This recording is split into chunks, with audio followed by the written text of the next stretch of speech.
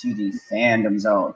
And tonight we are doing our weekly Shilling. And tonight is come back around to Jhon Campea.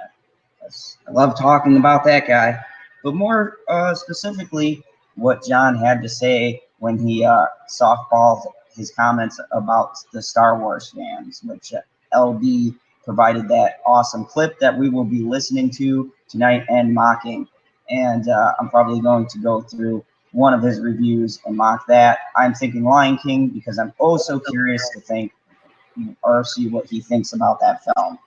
So before we get started, let's start with our wonderful panelists tonight.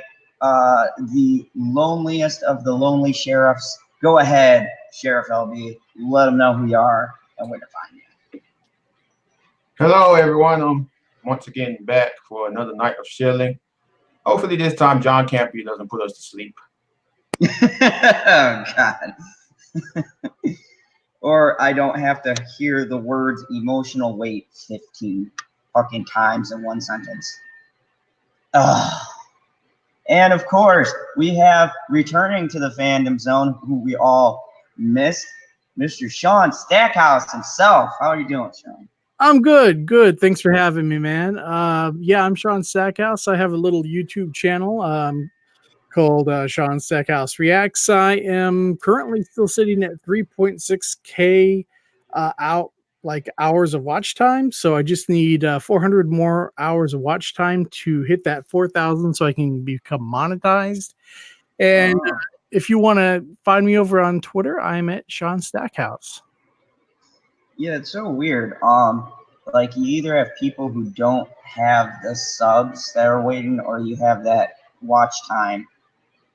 I guess the worst is when you're so close with the watch time, but yet you're still not there. So, well, yeah, like for instance, Chris, he's like way past the watch time, but his subs are still like, just a little less than yours. Yeah. So, go over and even if you go and just put on a Shaun Stackhouse video and play it all the way through, get that watch time up, because you can leave it playing in the background and hear the sweet sounds of Shaun Stackhouse. Well, and what I'm trying to do is make a list of everybody who is just shy of their watch time, and we can share that list with everybody, and we can open up multiple windows and we can help everybody out at once. So the more of us that can be monetized, the more our anti-SJW message can get out there. And then we can actually monetize those fools. We can get paid for calling them out. I know it's not great pay, but still, it's better than nothing. Yeah, it's always good to have a little bit of extra cash, some gas money. A trip to 7-Eleven for Big Gulp or something. Yeah, I love the Big Gulp. Those things are great. So, anyways, tonight we have Jhon Campea back. The last time I did one, he just pissed me off with Aquaman. So I can't wait to see Lion King because I already don't like the movie. So there's not one way or the other he could really sway my opinion. But the first thing I wanted to highlight and share was what he said in one of his open mic deals. So I'm going to do a quick screen share here, and we're going to jump right into it. We're going to be having Squirrel and Perp joining us soon. So, all right. Let's see. Yes, sir. What was that? That dude has the smuggest face I've ever seen, man. with his Star Wars cap on. Yeah. And this is so LB, set the scene. Is he answering questions in this part of the segment? Yeah, he was answering some super chats, and Cassinema person, I guess he put a comment in a super chat the night before, whatever stream before, and he was in this one, he's clarifying himself. So, yeah, that's what Jhon Campea essentially does. And Jhon will not answer a question unless it's a super chat question. yeah, okay. He wants to be paid to answer your questions. Yesterday, I wasn't saying 1% of the Last Jedi haters. I was saying the psycho ones. The Last Jedi haters are definitely not just 1% psychos. 1 out of maybe 20 that I encounter are reasonable. That's not true, Casinema. And that's not me jumping to conclusions. That's my assessment based on encounters with Last Jedi haters anywhere online. I think, no, you're only hearing the vocal minority. I really don't think, look, the vast majority of people, to me, that happen to dislike The Last Jedi just dislike it because it didn't work for them. And they don't like it. It did not work for them. They didn't think it was a good film. There you go. Then you've got 10% of those people are rabbling sexists, racists, psychos. That unfortunately, what happens is because you get this one group that are just, toxic,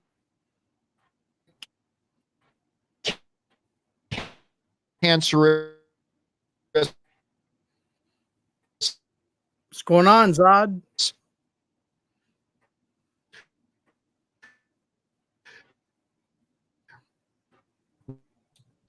What's going on with your stream, brother?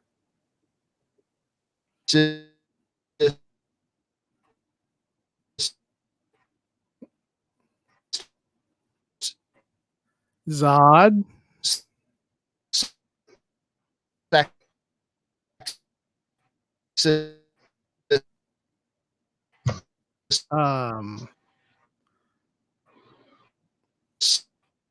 Psychos.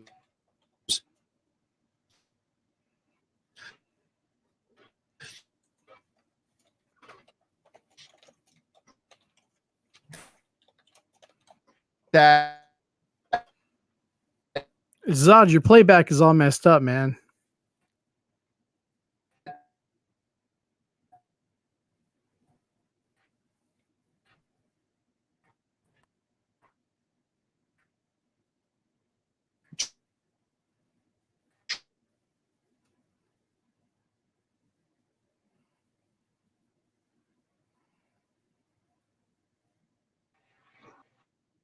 try to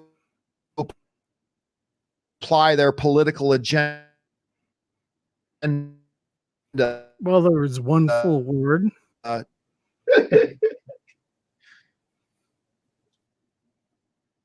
Zod, where the hell are you?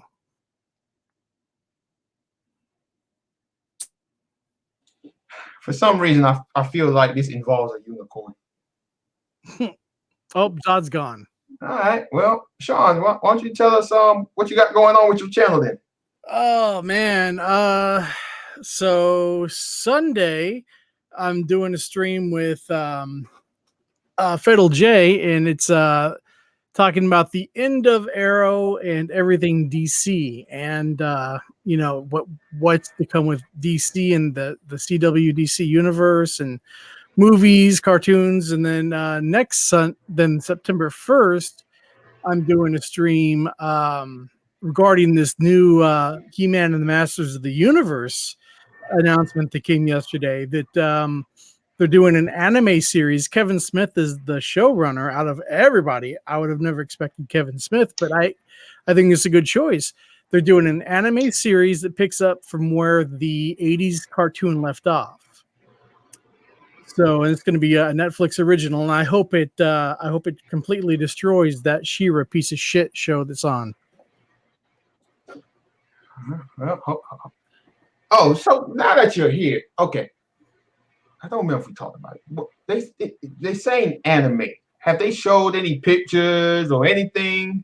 Yeah, they've shown Castle Grayskull, and for all intents and purposes, it looks like Castle Grayskull. Now, from what Kevin Smith said, everybody and everything will be instantly recognizable.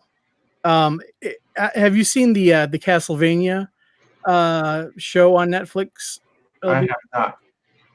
Okay, it's done by those people, and so from what Kevin Smith said, He-Man's going to look like He-Man. Orko is going to look like Orko. It's just going to be done in an anime type style, which I take it by what he means anime style, like more of an American anime style. All right, let me look at this Castlevania thing. Yeah, it's actually pretty good. I watched it before I even knew it was anime. And hi, fucking computer. But yeah, just from what we heard, Zod, Jhon Campea contradicted himself because the dude was like, yeah, I think it's just like maybe 1 out of 20 that are legitimate fans, and they just have a beef. They're not like this sexist, blah blah blah. And Jhon Campea said, no, that's not true. And he said the people that don't like it, it just didn't work for them. So I mean, he's kind of contradicting what he's saying there. But then again, Jhon Campea. So what do you expect? Zod, is it your computer or the internet? It's the internet has a really weird connection. I can't really do anything about it either because of how it's hooked up. So I see. So, all right. LB, you're muted. I said, all right, I'll play the video.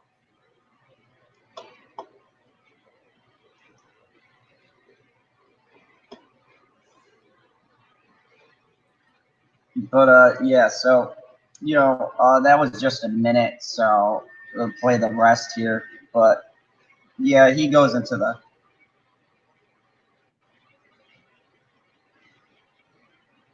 Is it showing on the screen? Yeah. Yesterday, I wasn't saying 1% of the Last Jedi haters. I was saying the psycho ones. The Last Jedi haters are definitely not just 1% psychos. 1 out of maybe 20 that I encounter are reasonable. That's okay. It's not showing the video, is it? Yeah, now it is.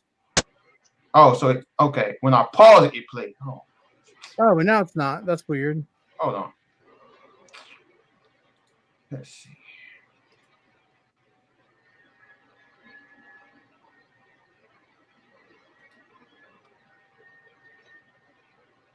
Let's see here.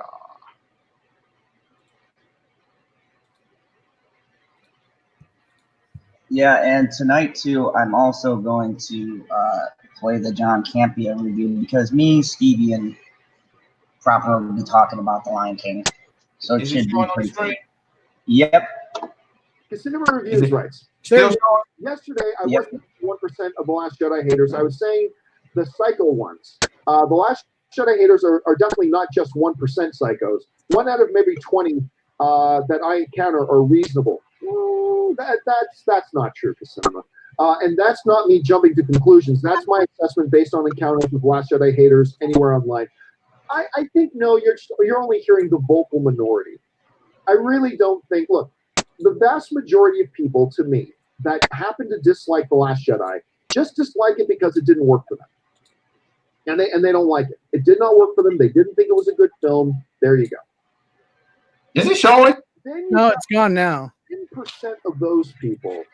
There it is. There you go. All right, hold on. I see why I did that because I'm minimizing the screen. All right. All right, so I paused it because so like Shaun said, he's already contradicted himself. And when they say vocal minority, who are they talking about? Us. Exactly. So the funny part about this is I had a few of his defenders saying that I'm misinterpreting what he's saying and he didn't attack any fans. But it's like, okay, whenever these people use this whole vocal minority thing, they're talking about the internet people and the people who dislike something. Yep. Right. Hello? Yeah. Oh, Yeah, yeah. you're That took me a while. I was gathering my thoughts, but yeah, like here's the thing that pisses me off too, is that he starts off with a half decent comment where he goes, "Well, maybe there were some things that didn't work for someone," and then, like you said, he backtracks, and then he gets really vocal in the next little bit about pulling out the words toxic masculinity and they didn't want to see a woman in a role or a black man. And it's like, no, man, we didn't have a problem with that. We had a problem with shitty acting and the story that made no sense. That was my problem.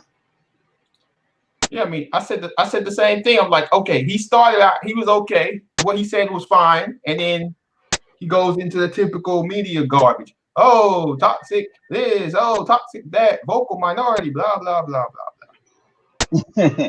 That's all he knows, man. That's what's in his wheelhouse. Mm-hmm. Are rabbling, sexist, racist psychos. That unfortunately, what happens is because you get this one group that are just, toxic, cancerous, racist, sexist psychos that try to apply their political agenda to. I take offense to that as a cancer survivor. Huh? I take offense to that, to his use of cancerous. I take offense to that as a cancer survivor. Yeah, that's seriously, I do. He's comparing people to a horrible disease that destroys millions of lives, and after surviving that, no, that's just bullshit. Yeah, and to your point, Shaun, of what you're saying, which is true. I notice how they throw out these words like that, and they just throw them out without any regard. Yep. Like we were talking about this, I believe, the other night. They use sexist and racist and stuff like it's a normal thing to say. And if you go back a couple of years, you call people that, and those were fucking fighting words. Now the media just throws it out like it's an okay thing to say, like it's okay to accuse someone because they have an opinion of being racist.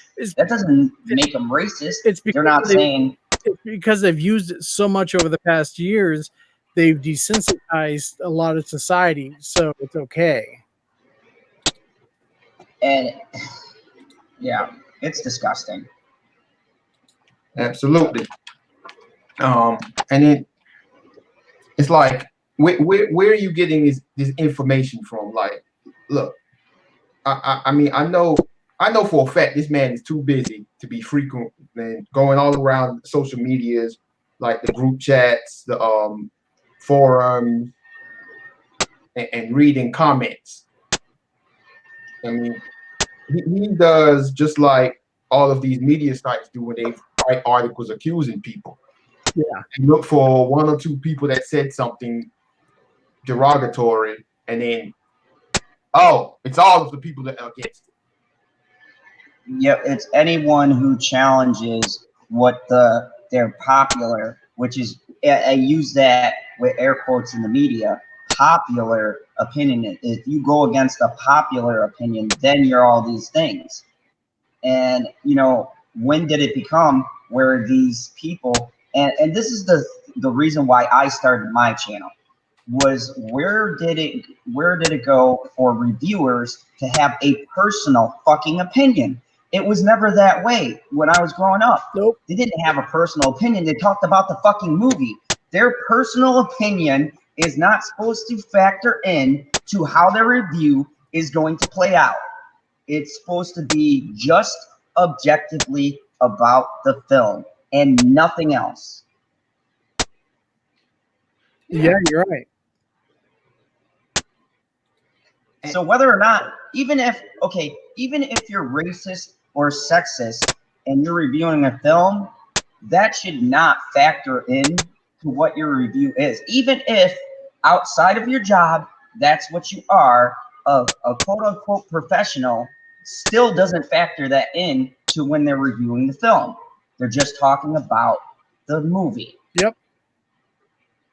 And I mean, to add on to that, like I know he was just answering someone's super chat, but it's like, okay, if you're going to be throwing out these accusations, why don't you put some,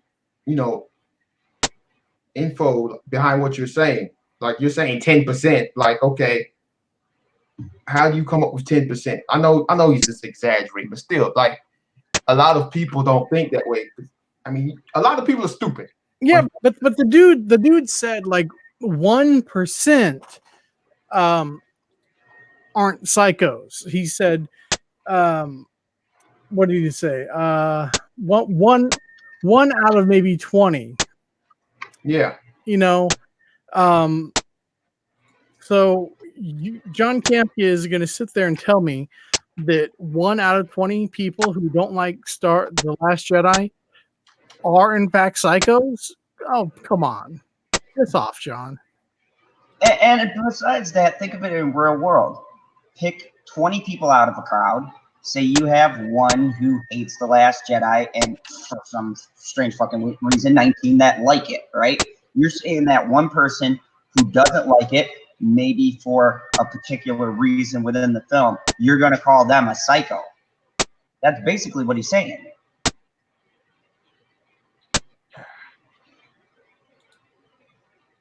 Yeah, man, I don't understand. It's freaking crazy. And it dared have a black guy in it. The unfortunate thing is that I think the majority of people. Let me rewind that. The unfortunate thing is that agenda to The Last Jedi because it dared have a woman in it, and it dared have a black guy in it. See, I don't think like this is another stupid thing to say. Like Star Wars always had a black. The only Star Wars movie that didn't have a black character was the first Star Wars movie. People loved Lando. People loved Mace Windu. People loved Princess Leia. Oh, all of a sudden it's a problem to have women in Star Wars, like and a black guy in Star Wars. Like, come on, man. Like, I know there was people out there doing the whole black stormtrooper Jedi foolishness, but even then, it's like, okay, how many of these people were legit people? You know what I'm saying? Like, they could have been Russian bots, like they like to say, they like to call Captain Marvel haters.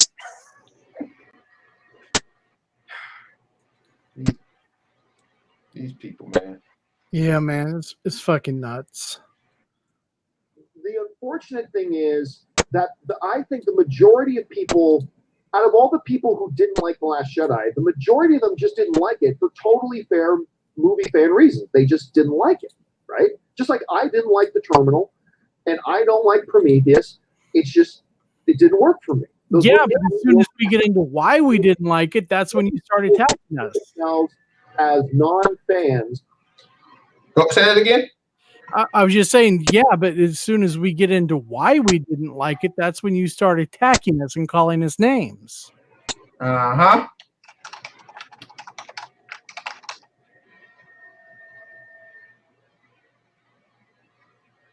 Freaking Campea.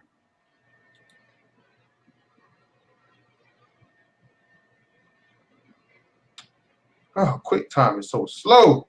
Those movies don't work for me. And I think the majority of people who would count themselves as non-fans of The Last Jedi, I think the vast majority of them are just people that, just movie didn't work for me. And one of the unfortunate things is, I think because of how vocal and how loud that cancerous, toxic segment of those people are, the majority get lumped in with them. The majority of people who just didn't like Last Jedi because, for all fair reasons, it didn't work for them as a movie. And they don't like it, which is totally fair. And it's really unfortunate that a lot of people, unfortunately, lump those people, the majority of the people who didn't like Last Jedi, in with the minority of people who didn't like The Last Jedi for their own cancerous, toxic agendas and biases. And that's unfair. That's unfair. it doesn't mean we don't acknowledge the cancerous toxin. Now, don't you think it's unfair that people, like I said, he's protecting himself with how he's saying this, because obviously we know there's way more people in the world not using the internet, not using social media that doesn't like The Last Jedi. We know this, and movies and everything in the world. So he's protecting himself with that. But then he's going back to that whole toxic blah blah blah blah thing, which is the online people. But like, it's really unfair, and him saying it's unfair. It's unfair for them to keep accusing people of being racist and sexist because they don't like a movie. Yeah, I mean, when did we come to a point where you can give an honest opinion without? I mean, I face this outside of the YouTube verse, where I've talked to people like in the theater or something like that, and you say you don't like a particular thing, and they just jump all over you because of this mindset that they've created within the media, that if you don't like something, automatically you're all these things. And I'm like, no, I am a person who loves movies, and I'm telling you from a movie perspective. I'm not taking the character's race and gender out of it. As a movie, it's a garbage. Now, visually, yeah, it's pretty stunning. But I mean, from a story perspective, from how it flows, from the certain points in the dialogue, I mean, there's problems within a film the basis of film and making a fucking story. It doesn't make sense. But when you say that, they're like, oh no, that's not the reason at all. It's not because of the movie. The movie was a masterpiece. It's just because you're sexist. You can't accept a woman in Jedi. I'm like, Ahsoka was one of my favorite fucking Jedis. You know, I like Princess Leia. That's not my issue. I don't mind women in movies. I mind people pushing agendas in film, and I mind when a film is bad and you defend that it's good for no other reason except for it has a strong, powerful female, and it has, you know, a minority, whatever minority is in the film. That's bullshit reason for saying a film's good. I mean, let's just keep it all the way real here. And these, they don't talk about this part. Like, they love to throw out racism. Like, let's be real. If a person is racist, I highly doubt they're going to pay money to go watch a movie of someone they hate. Like that. I mean, there's stupid people out there, but that just sounds way off the deep end right there. Yeah, I would agree with you 100%. Yeah, you know, they forget these racist, toxic trolls that they're talking about. What, like you said, LB, they wouldn't pay good money to go and see the film. They go and see something else that's more in line with what their view is. Right. And like, I mean, just if we're so racist because we're against having a black character, where was this when Mace Windu was a Jedi? Exactly. I think a Jedi is more important than a stormtrooper. Yeah.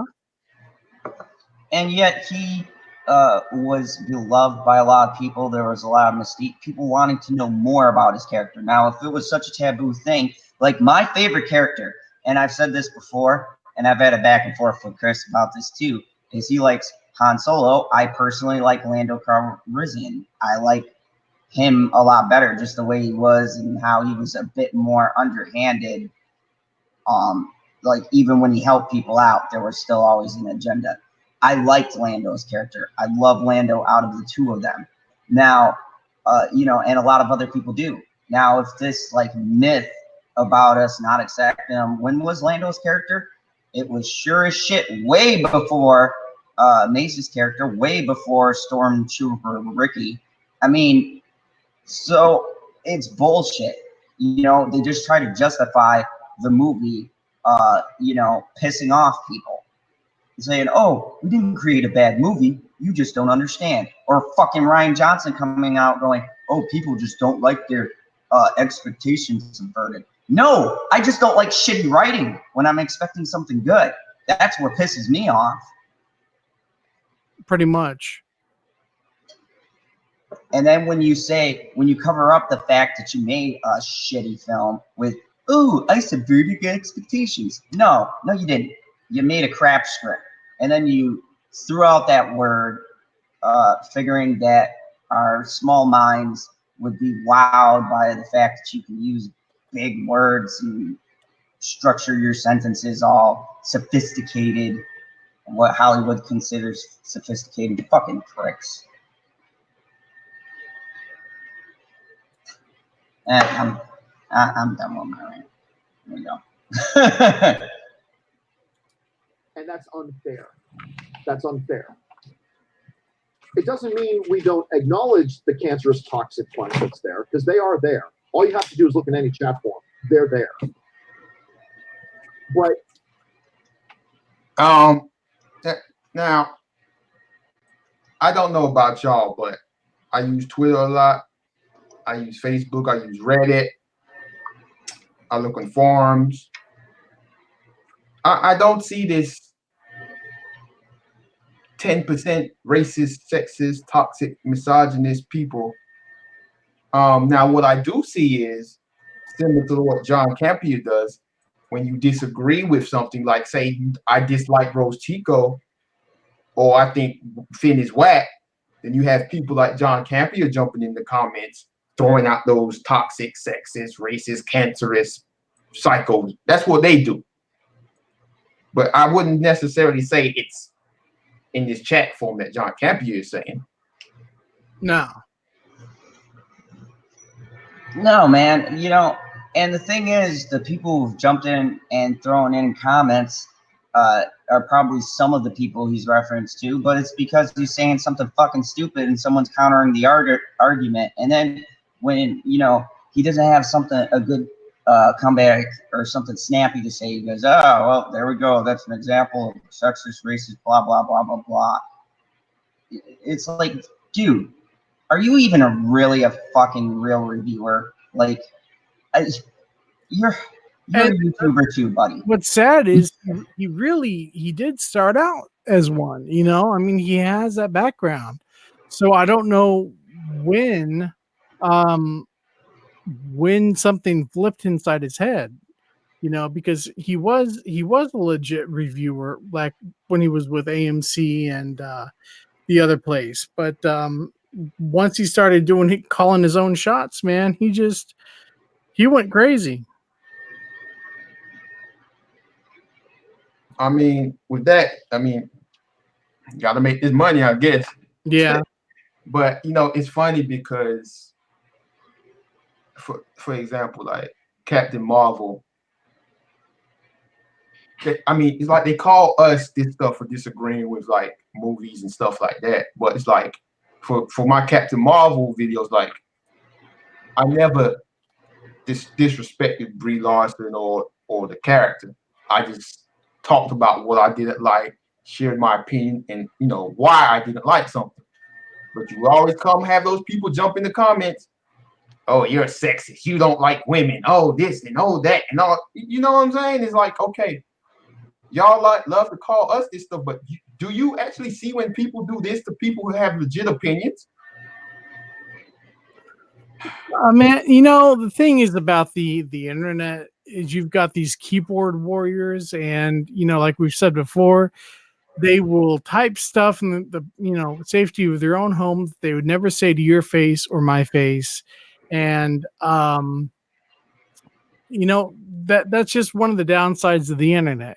They make fun of people who have disabilities, weight issues, speech impediments, whatever. They'll make fun of you, and they know that there's nothing that you can do to them, and it's bullshit, man. That it is. Shall we continue? Yes. Yep. Not only do they hurt all of Star Wars fandom, they also hurt the part of Star Wars fandom that didn't like The Last Jedi for completely legitimate reasons. Oh, fuck off. They cast their... Speak your mind. I mean, the people who are complaining the loudest are the ones who really didn't like it for the most legitimate reasons. I think if you would take a poll of all the people that are this vocal minority that he's talking about, our biggest beef would be the way that they wrote Luke Skywalker. Period. I don't understand what's so hard to understand about treating a legacy character in such a fashion. Yeah, and to add on to that, like what he was saying about making a bad name, I think people like Jhon Campea is the reason making the bad name. Y'all are the reasons for these kind of things because y'all brew and stir this type of stuff up. Yep. Like I mean, I'm not going to like. I mean, I said in my video, like every thing in the world, every topic, every genre of movie, every single possible thing has a set of people that legitimately have issues with, like because there's black people or there's women in it or there's Asians or there's animals or whatever. But it's nowhere close to a number of a 10% or even a 1%. You know what I'm saying? It's not to that number where it's worth talking about, you know? Yeah. Yeah, I mean, you know, and here's the thing. Actually, my dad's in the chat, Dictator, Nicole, and he said, you guys do realize the characters are not real, right? And just to clarify, we're not talking about that. We're talking about the fact of the media attacking people and calling people names because they give an opinion or a critique on a film. That they're saying that because we come out and we say how we don't like stuff, we're sexist, we're racist, we're misogynistic, or we just don't understand what they were trying to do. It's like, no, I understand what you were trying to do, just how you did it sucked. Well, and you know, it's not a matter of these characters not being real. I don't think any of us are delusional enough to believe these characters are real, but they're so intertwined and ingrained in our childhood that when they do these things to these legendary characters, it kind of, I don't know about you guys, but it kind of just it hurts the child in me to see a story that I loved since I was like 4 years old being told in such a disrespectful manner. Cinema is, and my dad's in the chat, so he'll definitely know about this. But cinema to me is that feeling of me going to the movies with my father and being in awe at what I saw on the screen. And yeah, I'm a rational person. I'm not delusional. I know the characters are fake. But for an hour and a half, for 2 hours, you are taking out of the real world for that brief moment. And you're transported into whatever you're watching. And for that time period, you could just unwind and go into another world. And when they create such a rich history and they create such a vivid world that you invest time in, and it's no different than any other show, right? Breaking Bad, anything like that, anything that takes long-term commitment. When you invest so much time, when you know how the characters and the world functions, and then someone comes in and throws politics and agendas and race swaps and forces this thing about mistreatment of women and makes white males look like crap and says that, tokenizes black characters and things like that, that is the problem. It's interjecting the real world into fandoms. That's the issue here. When in reality, man, like all forms of entertainment, movies and concerts and things like that, they were supposed to be a temporary escape from your everyday day-to-day reality. You were supposed to forget that during that 2 hours of all the problems that you might be facing in real life and just let go and have fun. That's what we can about. and we could sit here, and I'm using an extreme spectrum here, but we can sit here and fall back on drugs and drinking and things like that. But some of us choose to have movies as our escapism, as our way, as a healthy outlet, or video games, or stuff like that. And they're messing with our escapism. They're messing with our childhood. They're messing with things that we could turn to where we didn't have to see the garbage going on in the outside world. Hammer said something interesting. He says, I doubt Campea actually believes anything he's stating. He lives in a perpetual state of disassociation. And, Campea is a shill. That is for sure. And I do believe that if there is money on the other side of these opinions that he's speaking, you better believe that he will say whatever he has to say for a paycheck. So it could be true. Right. Like, I don't know what he does as far as his funds and other money opportunities, but, what he does as a YouTuber is, I'm going to assume this is his main source of income right now. And him being plugged into studios and stuff is a big benefit to his YouTube channel. So it's like, okay, if he starts sharing, I'm not saying this ain't his real opinion, but if he starts sharing like opinions like us, he probably would lose access to a lot of things. And then that meaning he'll start losing content. And as a YouTuber, what he does, that's what he needs. He won't be invited to the red carpet events from Marvel and Disney anymore. Right. Yeah, that's another great point. That's the thing that makes me upset. And I've said this. I had a video called the Lost Art of Critiquing, and I talked with Jay from Two Guys on the Couch, and we were talking about the thing that's most upsetting is the selling your soul for those little things that just so you can rub shoulders. And why do you want to rub shoulders with these people? They're delusional, they're wacky, they're crazy, and all it is these people are giving up a piece of themselves.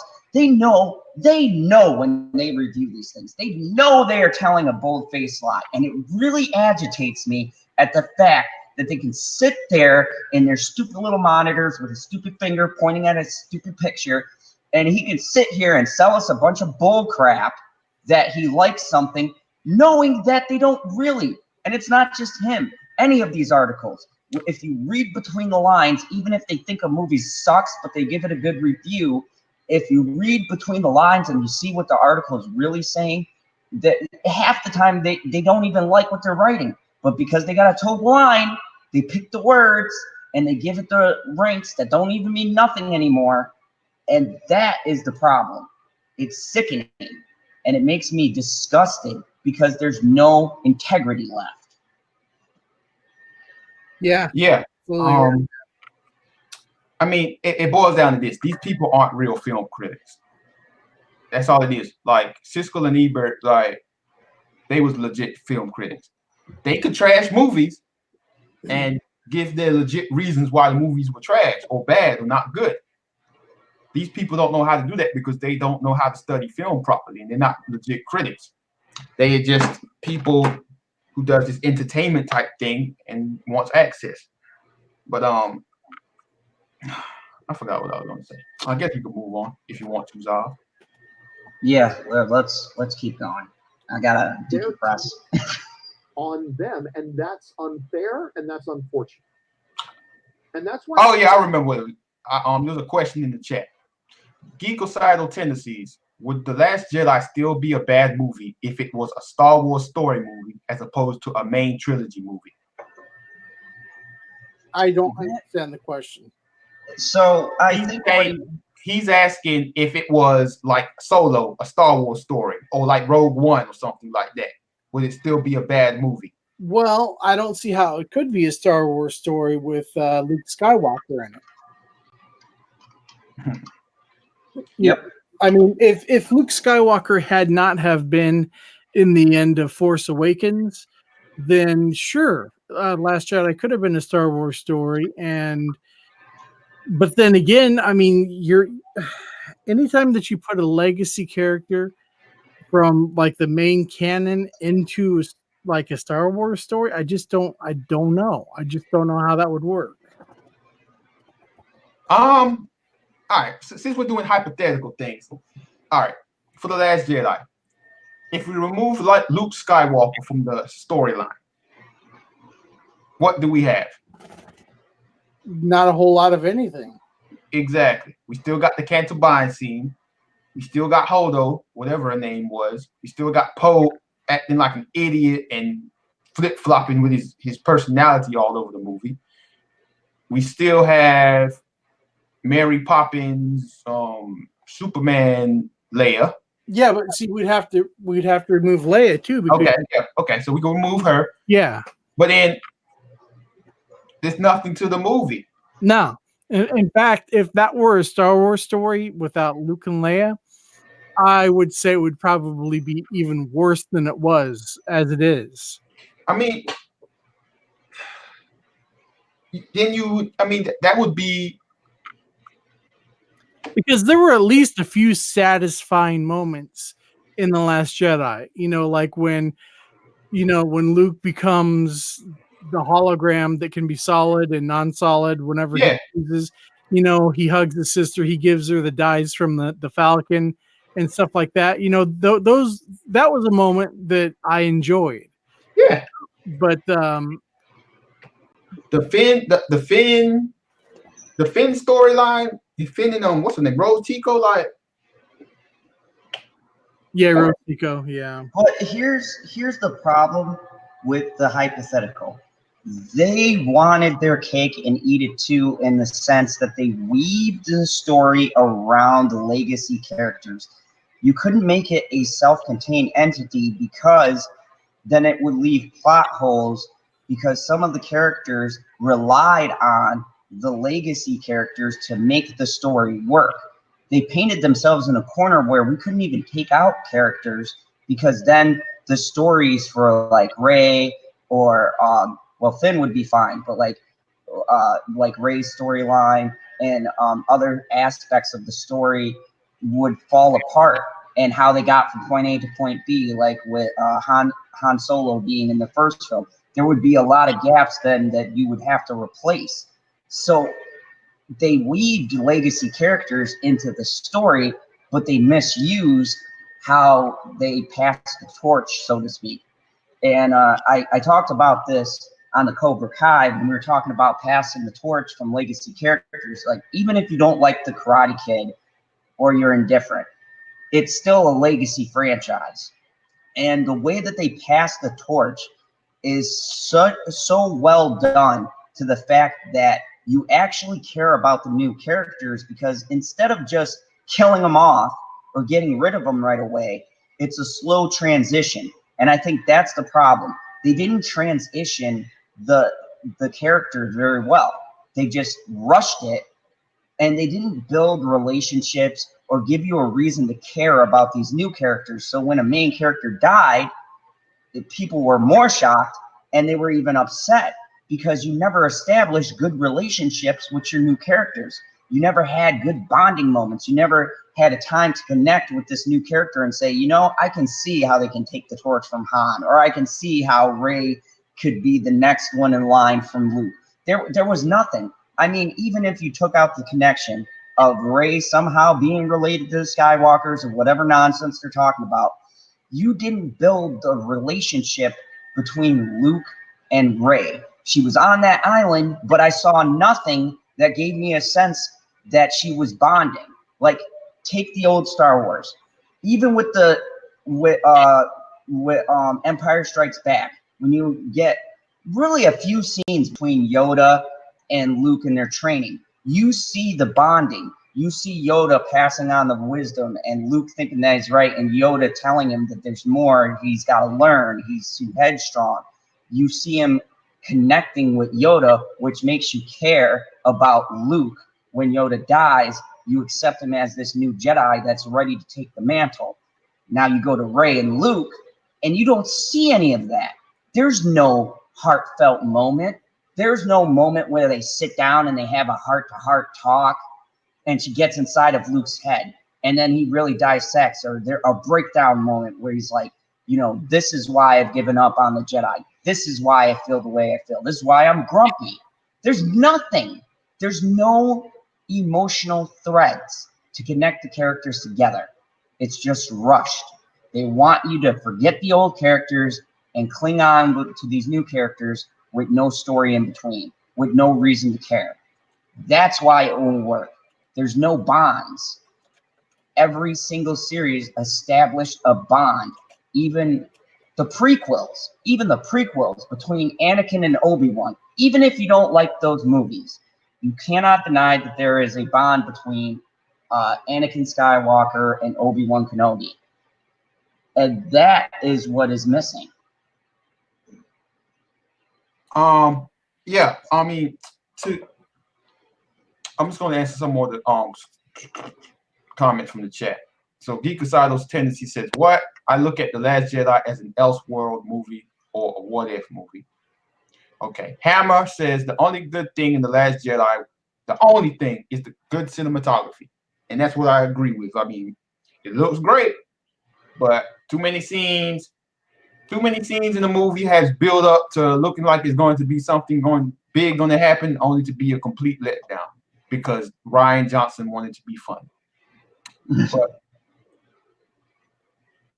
yeah, Tommy says, regardless whether or not it's main trilogy, a bad movie is still a bad movie. Yeah, that's very true. And Star Wars Bro says some people like Jhon Campea have to realize that fans that have been loving a franchise for over 40 years now, that they have emotions, and when a director doesn't give answer to the fans in the second film, they are not going to be happy. So respect us fans that hate The Last Jedi. And what Star Wars Bro said is perfect because what's his name? Jhon Campea is like one of the original YouTubers out there, and everybody who's been following him knows he's a big time Star Wars fan. So like for him not to understand why the fans online are so vocal about this movie just shows where his head at is with what his career is, because him claiming he's one of the biggest Star Wars fans, him having multiple different Star Wars shows dedicated to Star Wars, he should understand because he's over 40 years old. So he should fully understand fans that are lifelong Star Wars fans, why they are disgusted with The Last Jedi. But those Disney bags are too lucrative, I guess. Yeah, and that's just the thing. I think a lot of these reviewers, okay, I think they really do want to like The Last Jedi. Maybe they even do. And they put aside the flaws in it just because they like it. But they're looking at it from a rose-tinted point of view. They're keeping the blinders on, and they're keeping them on purpose so that they can do their quote-unquote job. But they're not looking at it from a perspective they should, which is if you followed the franchise as much as we have, then you know the travesty done to the characters. You are willfully denying very big glaring issues in the film just for the sake of getting a paycheck. And how you can do that every day and not be sick with yourself is something I can't understand. Because I can't come on and say that a movie is the greatest thing ever and ignore glaring flaws and still be good with that. If it's got problems, it's got problems. And if it's stuff I don't see and I got to talk it out and then I see, I acknowledge it. But these guys have been talking about this for years now and they're still not getting it. They don't get the point. It's like they don't want to get the point of what's wrong with this film. They want everybody else to be wrong, but they don't want to see, they won't want to see different perspectives. Papa Jeremy, welcome. Oh, thank you. Thank you. You didn't kick Shaun out just so I can get in, right? No. He said he'll be back in a few. He had to go take care of something. I just thought he didn't like me. Yeah, but wait a minute. So, is there a reason why I can't see Jhon Campea on the actual link, and I can on the Video? Like Yes. here, yeah, that's strange. You Hold mean on. in the actual YouTube video? On the YouTube video, I can see Jhon Campea, but in here in this chat, I don't see it. Can I refresh real quick? Like,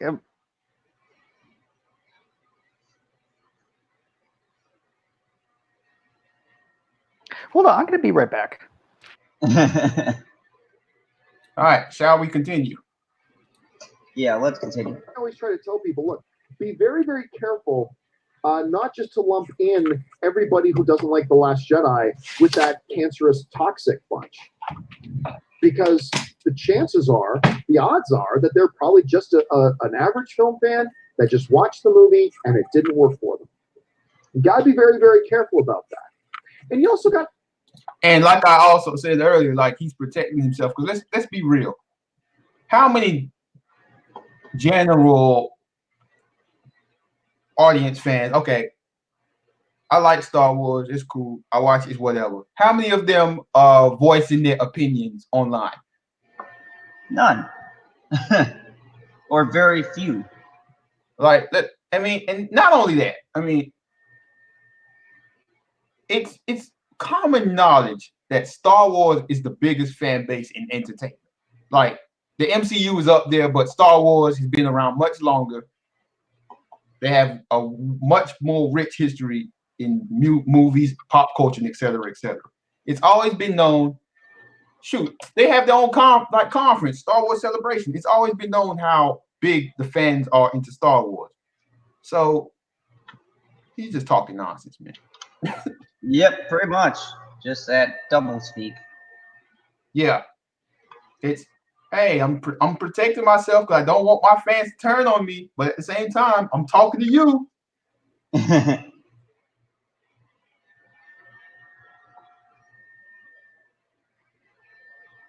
All right, let us continue. See, the cancerous toxic bunch that are the loudest.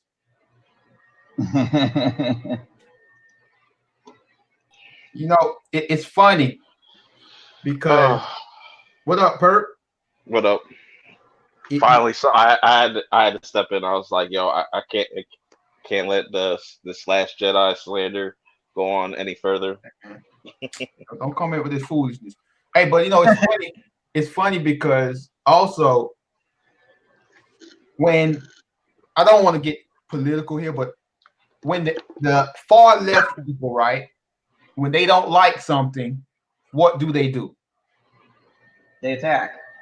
Exactly. They're very vocal. Very. They talk about boycotting. They talk about canceling. All this. They call you names. They do all this stuff. But do these people in the media ever call them a vocal minority? No. They side with them. Exactly.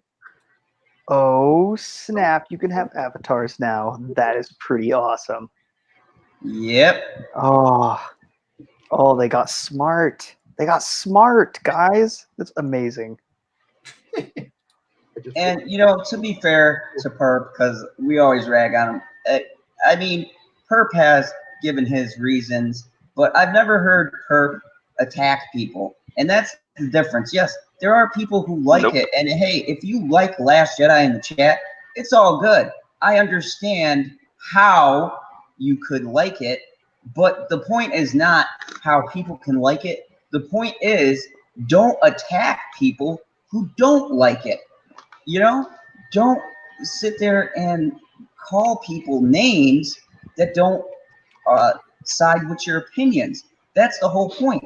And the bigger point is the media people who are the most active, the high count YouTubers like Jhon Campea and IGN and all those Shills. They go after people, or they rally up their idiot fan base.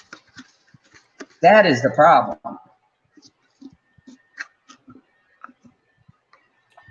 But yeah, let's continue. You got to be very, very careful about that. And you also got to be very careful about, look, it's the cancerous toxic bunch that's the loudest. So don't be fooled. Like, and the reason they're so loud is because they want you to think there's more than there actually are. But don't be fooled by that. I think, you know, the majority of people who just didn't like the film just didn't like the film. They didn't work for them. They thought it was a bad movie for their own movie-going fandom reasons. And we shouldn't lump that group in with the toxic group. The toxic group gives everybody a bad name. They give all of Star Wars fans a bad name. They give the legitimate movie fans who just didn't like The Last Jedi, they give them a bad name. But that's what they like to do. They like to just drop in like a hand grenade and cause as much destruction and toxicity as much as they can. They just want to ruin things for people, and don't let them do that. Don't let them do that. That would be my challenge to you on that. All right. Cinema. That's it. Well, I don't necessarily disagree, but he's talking about, like, you know, obviously talking about like us. So that's where I'm like, okay. Also, he's a little bit of a hypocrite, you know, when he was on Anna's channel today. You saw he super chatted. I did not see that. He could, man. Like I said, he could have been straight if he just stuck to what he said when he first started talking about it, and then moved on. But then he's kept going with the whole. The general audience isn't mad, but it's that 10% of people. It's those chat speak people. Where does he get that 10% from? Huh? That's what we've been trying to figure out. Huh? What you say? Like, how do you equate that? Like, like how do you get 10%? Like, right? You just came up with a random number. He didn't say 50, because if he said 50%, then everybody would have just. I would say 50% if I was him.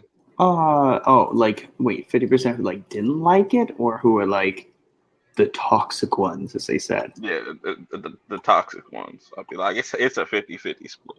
Well, wait, so you think like half of them are... No, I'm just saying, if I was Jhon Campea, instead of like picking 10%, I'd just been like 50. Well, yeah. wait. Eyeballed it. I'm missing something here. Why 50? Why 10? Talking.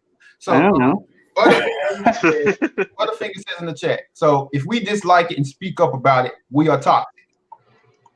That's what I get from it, because according to Jhon Campea, the people who generally dislike the movie, they have their reasons, but they're not making noise about it. That's why there's people he was good with his first line. He should have just shut up after that and moved on to the next super chat. This is it, by the way. That's real. Why am I in it? Why do I have to be in it? You only get $5? He's cheap. He's supposed to be big time. Yeah, like, come on. He's missing a couple zeros. Yeah, well, you know what? I think of it this way. Super chat's super chat. But Right. At the same time, I think he's, you know, this was an opinion that I got out of it, and I want to know what you guys think of it. This isn't what I said. This is what someone else said. They said, like, you know, that he's just kind of being slimy. You know, he's being like he's doing it facetiously. He's an opportunist. You know, he wants to get subscribers, and that's it. He's a YouTuber. Yeah. Yeah, man, I've gone on Anna's channel and dropped 20. Cheap son of a bitch. I mean, you know, dude, I've dropped 50s, but I'm not gonna. Let's see. Somebody said something. Star Wars Bro said, reason why most people didn't like it, Jhon, wasn't because we didn't like it, because we just didn't like it because we are Star Wars fans, dumbass. Man, I wouldn't say it pains me. It's just disappointing, man, because Jhon Campea was like the reason I got into watching YouTube videos. Like, Facts. Before AMC Movie Talk got like corporate. Like, I used to literally watch them every single day I think they came on at 5 o'clock Eastern time. Something like that. I used to watch them every single day. But then, like when they got bought by Collider and all this other stuff, I saw the change in Jhon Campea, like legitimate change. And like it's sad to see now. Like I understand he got to do the YouTube thing, but man, Doing it the wrong way. I've seen you lose your mind over every piece of Star Wars news in the world, like, and there ain't no way you weren't deeply pained by the Last Jedi. I'm telling you, there ain't no way, because I used to see how crazy he went over Star Wars, and yeah, man, for him to just be doing his double, quadruple, quintuple speak here, he's just ridiculous. So that was just a clip that I wanted to play. Now I wanted to do this because me and Proper are going on Steve's channel about the Lion King, which will probably be later, but at another time now. But Hey, yes, the Lion King Jhon Campea review. Yeah, all right. I wanted to do that because I wanted to see. Can we? Because he shills so hard for Disney. I've never seen this before. What he says in compared to what me, Proper, and Stevie has seen. I mean, can I? Do you want to like actually give like our quick thoughts on it, or do you want to save it? We could give a quick thoughts. Yeah, go for it, because I need to get the video loaded up. Okay, Zod, you're the host. Go ahead. My thoughts on this was it was trash. You guys want to see a good Lion King? Go see the '90s. Okay. And I'm going to give some examples because I know LB is big on don't call a film trash without some reason. So my first thing was the CGI of this amazing thing? Yeah, the CGI was good. I won't take it away. It was some beautiful CGI. Now, where do you have the problems? When the lions start to talk, it is so jarring and it doesn't make sense because lions don't have expressions. They're expressionless creatures. So the fact that you're making an expressionless animal, quote unquote, live action doesn't work. 2, there's no humans. So there's nothing to offset the fact that everything is CGI. So your mind and your eyes are constantly bugging out because you don't know what to focus on. And 3, when they do the songs, my God, when they do the songs, there's no life to it. Like, if you take the original 1990s Lion King or 94 Lion King and you look at, say, I Just Can't Wait to Be King, and you see Simba dancing and bopping around in his life and the animals are all moving around and he's getting jazzed up, and then you watch this new one, he doesn't move hardly. He like bops up a little bit. He can't move. There's no movement. I don't sense the same joy and the same magnificence of the song. And don't get me started on Scar's song. I was so mad they made it a goddamn poem. Be Prepared is one of my favorite songs. Wait, they turned that into a poem? It's like a limerick. Well, it was more like a slam poetry thing. It's spoken word. You took one of the best songs and you substitute Jeremy Irons. You're telling me you can get James Earl Jones to repress his role as a very tired Mufasa, but you can't get still pretty prime Jeremy Irons to reprise his role. No, because you got to play Beyonce to have like a couple of lines in the film because she's very rarely like talking or doing anything a freaking note except for that one stupid song they added into it. And why do we need an extra half hour? I was just about to say. I can tell you that. I can tell you that. All right. There are two things that really, really bother me about it. Now, Zod, you were mentioning something about that there are no humans in it, which is interesting. And what the hell do Timon and Pumbaa say before singing Hakuna Matata when they started at the beginning? When they're improvising, they're vibing around, because they improvise and they're just, they say like, oh yeah, people really go nuts when we say that. I'm like, I was like, oh no, they broke their own lore. No, they said people. They acknowledged through the dialogue the existence of people. I'm just like, at least there was some internal logical consistency that was there, but people, they're not supposed to know what people are. People aren't there. They're no humans. What the hell? And I mean, and I've heard Did the you notice argument Timon and Pumbaa were so great. And it's like, yeah, for the scenes you get with them, sure, but it's not named Timon and Pumbaa. It's the Lion King, and the lions suck.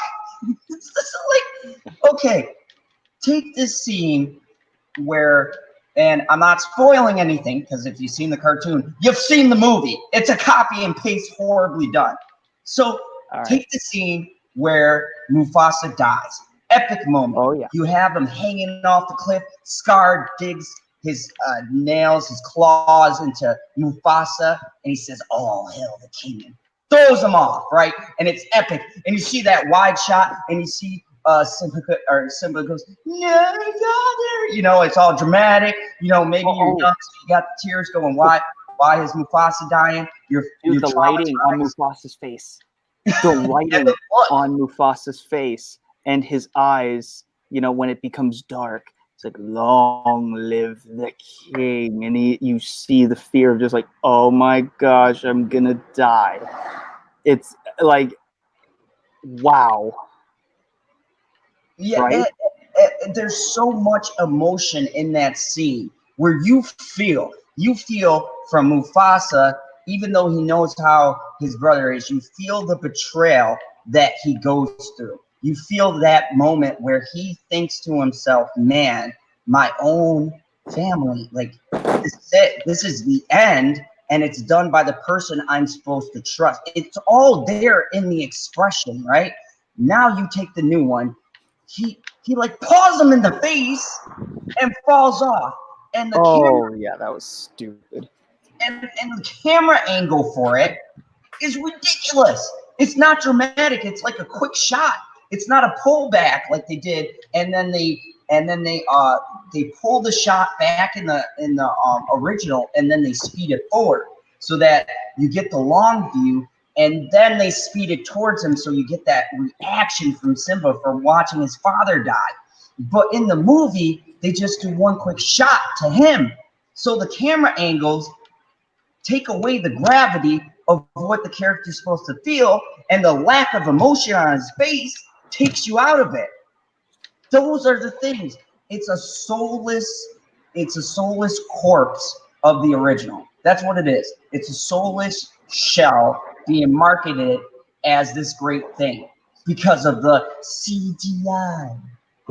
Oh yeah, it's aesthetic over story. Yeah, all the focus was on the aesthetic because the story was already there. They didn't have to, improve on it or anything. It was just there. But can I just when he falls off, it's just this is like long. First off, Mufasa's like, Scar, help me. And then he's like, long live the king, punch, which apparently lions know how to do. And he's like, and then Mufasa's like,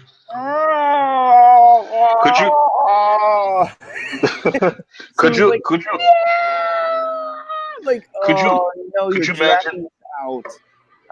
Could you imagine if they did the Lion King remake like they did the Cats movie? How terrifying that would look. Oh no. But actually, you know what? Here's the thing. That's funny that you mentioned that. I've seen the Lion King on not on Broadway, but it was like Cleveland Broadway, so it's like discount Broadway. but even that, they managed to capture the feeling, capture the emotion through those. I mean, it's not like Cats, they have like little costumes and stuff. They're obviously not lions, right? But they're able to capture the emotion very well. And I was very happy when I saw that. Very entertaining, and you still felt the emotion there. A couple things here and there were changed, but it was tweaked for the format of the theater. and I didn't really notice. I think there was a Broadway actress who was in. Like, okay, fine, all right. Okay, so the point is, just try to take the elements that work kind of from both. I would have liked to have seen more of the elements from Broadway. And Generation Production put General Zod, I beg to differ. But anyways, at least it isn't Cats or Aliens. The Aliens movie sucked. I hope you're not talking about the originals, man. I love Alien and Aliens. And I even have you about to start talking about foolishness. I just wanted to say from the chat, Star Wars Bro said, what's great about these late night talk shows with you is that we all get to voice our opinions. So you are really amazing YouTubers who discuss the facts. Thank you. Thank you. You're absolutely correct. And to add on to what Proper just said, if I can remember, when they announced this remake of The Lion King, I think Jon Favreau said he was going to take elements from the Broadway show and the original and make it into one movie. Yes, but they didn't exactly do that. No, they had a Broadway actress. They had somebody reprise a role. That's about it. Like, that's not exactly what we meant, but it's not what we thought you were saying. But yeah, I got the video loaded up. Are y'all ready to do this? I have. Let's do it. I only have one more thing to say about The Lion King. Excuse me. 3 minutes of giraffe shit. Yeah. 3 minutes. You want to know like why the runtime was 30 minutes more? Well, it's that kind of shit. 3 minutes of giraffe shit. It's true. I'm not messing around. Roll the damn clip. I know, Proper. I do want to know, because I haven't seen the movie obviously, so I do want to know about the extra stuff in the movie. You talk about it after we watch this or before? You have it queued up, but it's up to Zod. Yeah, let's talk about it after, because his review's only 8 minutes, and then we can kind of add our extra stuff so we get this rolling. Yeah. Right. Not that I got to get up at 8 anymore, but you know. Yeah. I like to sleep. And we got to save, remember, we got to save some stuff for Stevie J. Yes. I got the notes, man. I got the notes. All right, there we go. With that down, let's move on to this. There was a little movie that has premiered the other night and is coming out next week called, which is of course based on the 1994 animated film that is basically in all ways absolute perfection. It is my all-time favorite animated film. I've run out of ways to describe how much I love the 94. Okay, bull crap. Can we pause this for a second? We talked. Okay, and LB, you know this from watching or being part of the previous Shilling. He said that Into the Spider-Verse was the best movie ever created over even live-action films, and that was his favorite animated movie of all time. Am I wrong? He said that before this review, during the Aquaman review. It's like you never heard of a hypocrite before. He already inconsistent. We're not even a second into it. Jesus Christ. In this show about the first social media reactions that have come out regarding Lion King, and they're all stellar. They're all fantastic. And I said to myself that while I'm not saying that this movie is the unmitigated perfection of the 1994 animated one, this is a movie that is worthy of the name The Lion King. I absolutely adore this film.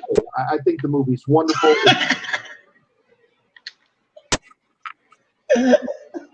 What are you giggling about? Oh, I think I know. Do you know? Okay. So I remember that he said the exact same thing about Toy Story 4. I'm not even kidding you. Yep. What is this? What am I looking at here? This transition. He's morphing. It's a Campea lion. That's actually pretty cool. Guys, take your screenshots. No! Oh, okay, but he said the exact same thing about Toy Story, like verbatim. He said, like, this is worthy of the Toy Story name. Yes. Oh God. And you know what? Toy Story 4 wasn't bad. I didn't like it as much, but it wasn't bad. But he still said the exact same It was thing. just unnecessary. It's Yeah. like having two endings to the same film. No, this is like having two beginnings of the same film. Well, no, because 3 wrapped it up and 4 did. That's what you're talking about. Okay. Yeah. So it's like having two endings and you pick one. Yeah, let's continue. Jesus. Wonderful. It's sweet. It's got the voice performances, especially the ones you weren't expecting. The voice performances were out of this world. It captures the spirit of it. It gives us. Bruh. Wait. Hold on. Did I hear what you heard? Yeah, you did. Hey Zod. Yep. Oh, that was you? Yeah. What'd you say? What did you say? Hello? Oh, I said bullshit. Go on, LB. You said bullshit in the chat? No. I said bullshit to when he said the voice acting was out of this world. And that's why he said, hey Zod. Like, I haven't seen the movie, but ain't no movie with Beyonce doing voice acting got great voice acting. Right. You know what? Actually, I don't agree. I disagree. I think that her voice acting sounded somewhat similar to Moira Kelly. Very similar. And she could actually sing. I actually think her voice acting was actually better than her singing. Yeah, I mean, I've read that her singing, she was doing the whole "I can out sing you."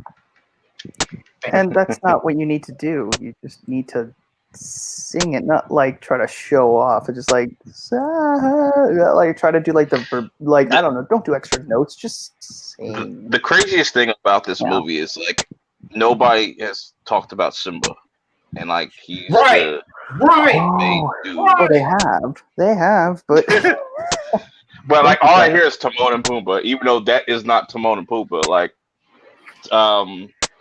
yeah, that shit's just weird. That shit.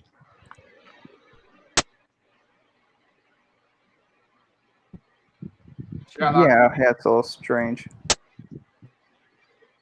Shall I continue, Zod? Oh, absolutely. Oh, yeah. Let's keep going. It gives us the right amount of the exact same from the original and just the right amount of some slightly different and new stuff. And this, I think, just added to it overall. But you know what? I've talked about it a little bit already. Aaron, you came with me last night to go see it. And within, I think, 5 seconds of the film starting, you were grabbing my arm. And you were reaching for tissues and stuff like that. But anyway, your experience with the line. Sounds like you're a pansy, Aaron. Perfect. What a bitch. And yes, I was grabbing tissues, but I'm going to warn you guys out there. This is not. Oh, Aaron's a girl. Okay. Oh, okay. That's more acceptable. This is one of those movies. Wait a minute. Somebody other than his wife was grabbing his arm. Oh. Well, to be fair, no. I would have let Aaron grab my arm and get emotionally invested in the film. Oh, that's fair. All right. Aaron looks all right. I would have stepped on her. Not to be fair, probably talked about it afterwards. You know. You know what? I don't want to even hear what Campea has to say. Can we just have Aaron do this whole thing? I want to hear what she has to say. Okay. Happy tears of joy, like your kindergartner just graduated and walked across the stage. This is so. Kindergartner? No, get the fuck out of here! Bullshit! I do not equate any movie in this world to the joy I will have when my daughter goes across the stage. And are you graduate? What? Do you people hear yourself? I wonder if this really works. Like, I really like. What's the next big move? Like, I'm not gonna do it, obviously, but like, I think when Frozen 2 comes out, I'm just gonna be like, yo, this is the best Disney animated movie of all time, hands down. It's like watching a baby cry. What? Wow, you would. Wow. I didn't know It that really- brought you so much joy. Perfect. Like, is it man, before I or- gotta go see Frozen. You know, Yo, you know LB is upset when he had to go grab his strawberry shortcake. so perp. When the baby's crying, is that before or after you accidentally drop it? Accidentally. No, before or after. Oh, after. Just to clarify. All Okay, right, now I let's can relate. Reminding myself that it was CGI because Take I off, was baby. thinking to myself, oh my gosh, how did they get that field mouse to do that? How did they get that? I mean, yeah, I was thinking that these animal Are you wranglers. serious? It's called Incredible. technology. How did they get them to not have any expression? I was wondering that too. It was amazing. How did they get that stupid dead look the whole entire movie? Look No, at that. That's just amazing. I'm come on, really? Yeah, like it's close enough, but there's no. I would not have been fooled, like for a second. Like this is animated. Sorry, it was pretty obvious, and you can tell when the one real shot of the movie is. Yep. No. I mean, you can see it when they're moving. Like they don't move 100% fluidly. No, and they're trying to make it realistic, but they don't even move like real lions. Right. I mean, I will give them credit. Zazu looked like a perfect Disneyland animatronic. Brilliant. But lions now. In reality, the Huh? Oh no, I was done. You're good. the way that it looks, it's so beautifully shot. And as an adult, we're watching the movie and we feel Hey Zah, look at Biden Dirty's comment. Uh-oh. If you just look at her, Which look more real, her chest or the lions? Her chest. I'm looking at I'm looking at the lion, to be honest. the tickle bitties. On the lion? Wow. No. Ew. Like that's the male lion. You know that, right? Yeah, I'm talking No, about. I know. I was just kidding. Oh Jesus! Let's continue with this wacky bitch. characters because we know the story so well. At the same time, the shocking moments, spoiler alert, what Scar does, everybody knows that. Sorry, maybe there's somebody that hasn't seen Lion King. Even I those haven't. moments, are like, oh my gosh, what's gonna happen? And it's nail biting. But again, No, it's It not. was not. Nail biting. It was Who uses not- that like to describe nail biting? That's disgusting. That was aggravating. I literally was having a brain aneurysm the whole time. You could tell by her body language that she doesn't believe what she's saying. Also, I was thinking in the theater, and I'm pretty sure like everyone that we were with was thinking the same thing. I just wanted the damn thing to be over. I want to see this check that they got. Hey, Jamie Vick, welcome. of the way that it is portrayed. Personally, I think that every remake should now be done with lions. What? As much Why? No, she's retarded. I'm sorry, she's retarded. That just took away from all of her features. I would just have to be like, don't ever open your mouth. She is blonde though. It's not like. Why is Zod? Why are you an owl? Because it's a who. With his hands on his hips. Because this is my angry look for this review. It's angry. I'm an angry owl. Grr. He's an angry elf.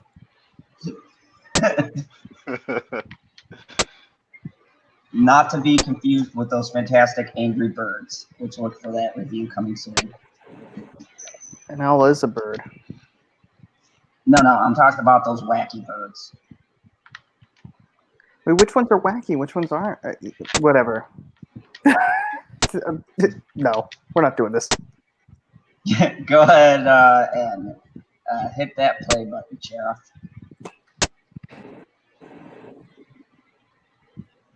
He disappeared. LB? He is lonely and lost. Lost into the Phantom Zone. Did he get... I think he's back. Okay. As much as I hate spiders, and I really, really hate spiders, that's how much I love cats.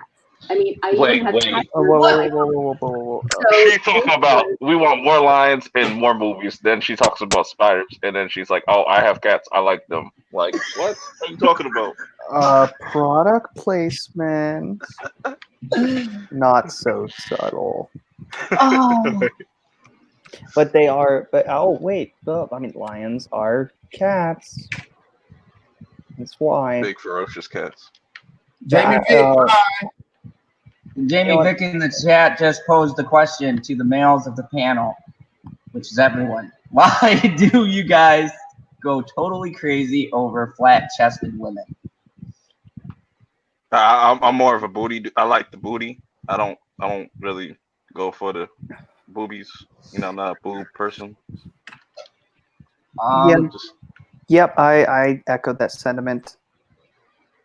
I don't know. I'm indifferent. It's just I like crazy so much of that feature. Why is that surprising? Like if like for instance, when Unicorn threatens to beat me with a broom, hot. In bed? You're weird. wait. In bed? Or in general? I will not disclose my personal. So y'all be recreating Pulp Fiction or some shit? No, more 50 Shades of Zod. This is some weird, sick BDSM submissive whatever. Let's keep on playing before I dig myself a hole. Sheriff. On my phone. So this was a huge treat for me. But beyond that, the music, you'll recognize all of the songs, you'll sing along to them, but they have a new spin thanks to Pharrell Williams, who was the music. He produced all the new songs. Hold on. Pharrell? Wait. Bump that. I saw Jamie V's question. I never got to answer that for some reason.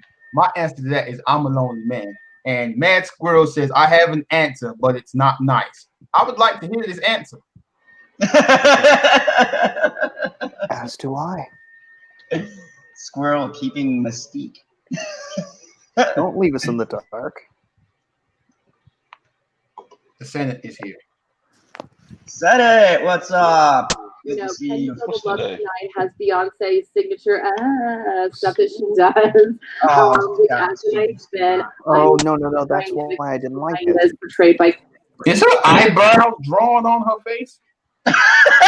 She's doing the Megan Good shit. Wait. Yeah. Oh my gosh, yeah. Yeah, a lot of girls do that shit. That shit weird. I'm gonna need you to grow back your eyebrows. Don't do that. I mean, what if they got singed? Like, you are not Megan Good. Stop that.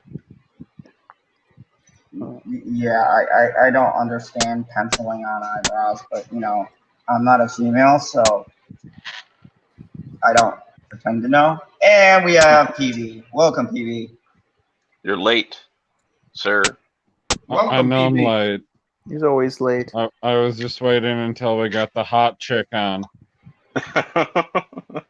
What hot chick? Doesn't look like Jhon Campea. Oh, that is. This doesn't look like Jhon Campea at all. Jhon. No, that's Jhon I really Campea. thought that was Sasha Pearl Raver because I was like, where has she been at? I was like, did she get like a facelift or something? I don't know who the hell that is either. You don't want to. I mean, this chick does have quite the last name, but okay.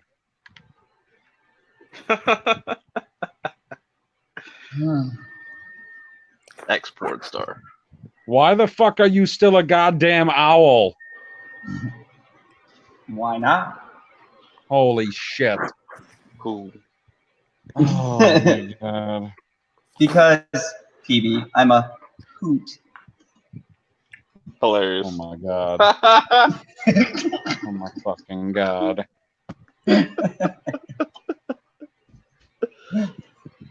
Oh man, that was a good one. Don't encourage him. Don't encourage him with That was that funny. kind of trash. That was funny. I wasn't expecting that. Oh, Sheriff Lonely, you're muted. Oh, yeah, she was on Spartacus. She's an actress.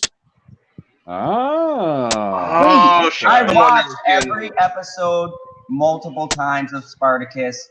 Who was she on Spartacus? She was the one that was getting dicked down in the background in one of the scenes. That was everyone. I need specifics. She was on there for 3 seasons. Oh, I gotta go back through and watch them again and see if maybe. I mean, isn't there only 4 seasons of the show? She probably got killed. Well, that narrows it down, guy. Unless there's two Aaron Cummings, yeah, she was on there. I doubt it. That seems like not a standard name, especially spelt that way. Okay, continue. I'm looking this up because it's gonna bother me. Oh my god. That's not her.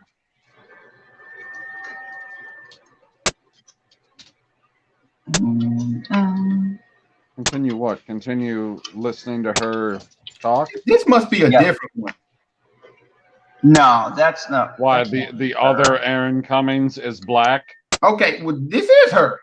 Because holy crap, that is her. Yeah, I'm on her Yeah. Twitter page. Oh, I've seen her multiple times then in Spartacus. Yep. You paused and it a matter of too, fact, these didn't were you? the And scenes then you went back I and watched it again. And then you went back and watched it again. And then you watched it again, and your mom's like, how come it takes you 2 hours to watch an hour-long show? Because I gotta pause. I gotta pause. I guess her acting career hasn't taken off lately since she's a host on the Jhon Campea show. Man, it would have been so much better if I could just imagine her in Spartacus where she actually had good lines. Not. Okay, let's continue now that my. Oh, I gotta read this super chat from the Senate. This bitch looked like one of the blow-up clown things with her mouth open like that, and her whole face looks like plastic. Is it just me? Is it just him?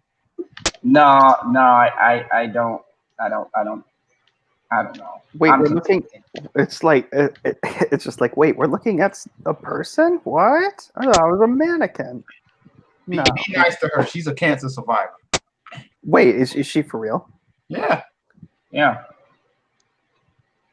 Hey, I Oh mean, shit. no. For me to be nice to her, she has to be a nice person. I don't need to be nice to her just because she's a cancer survivor. If you're a cancer survivor and you're a fucking asshole, I'm gonna treat you like you're a fucking asshole.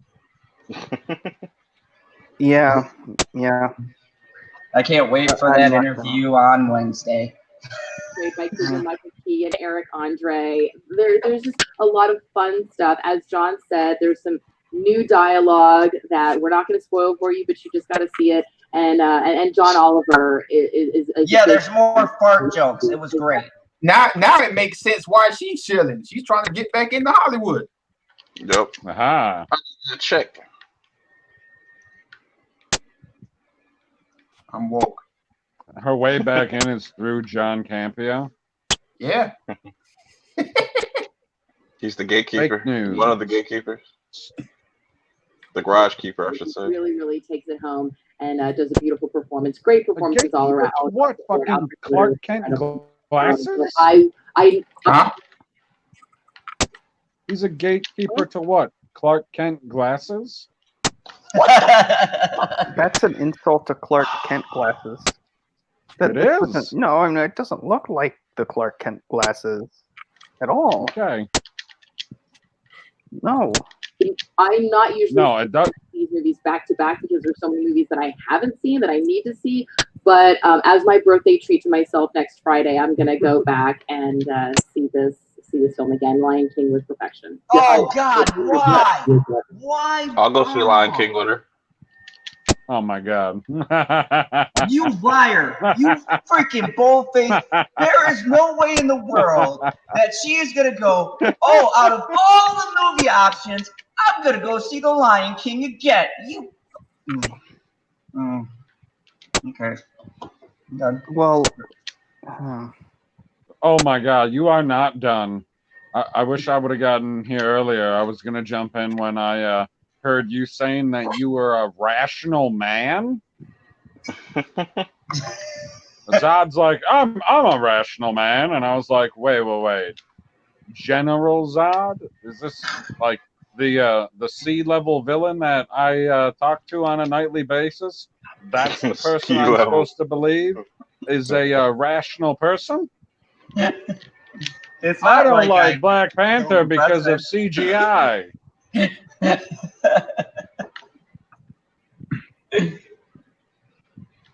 But I love Michael B. Jordan. Yeah. Gotta make sure I don't come off as racist. Gotta make sure that I let everybody know I like the black villain. Legitimately good. And I He was stand the by second best villain in the movie.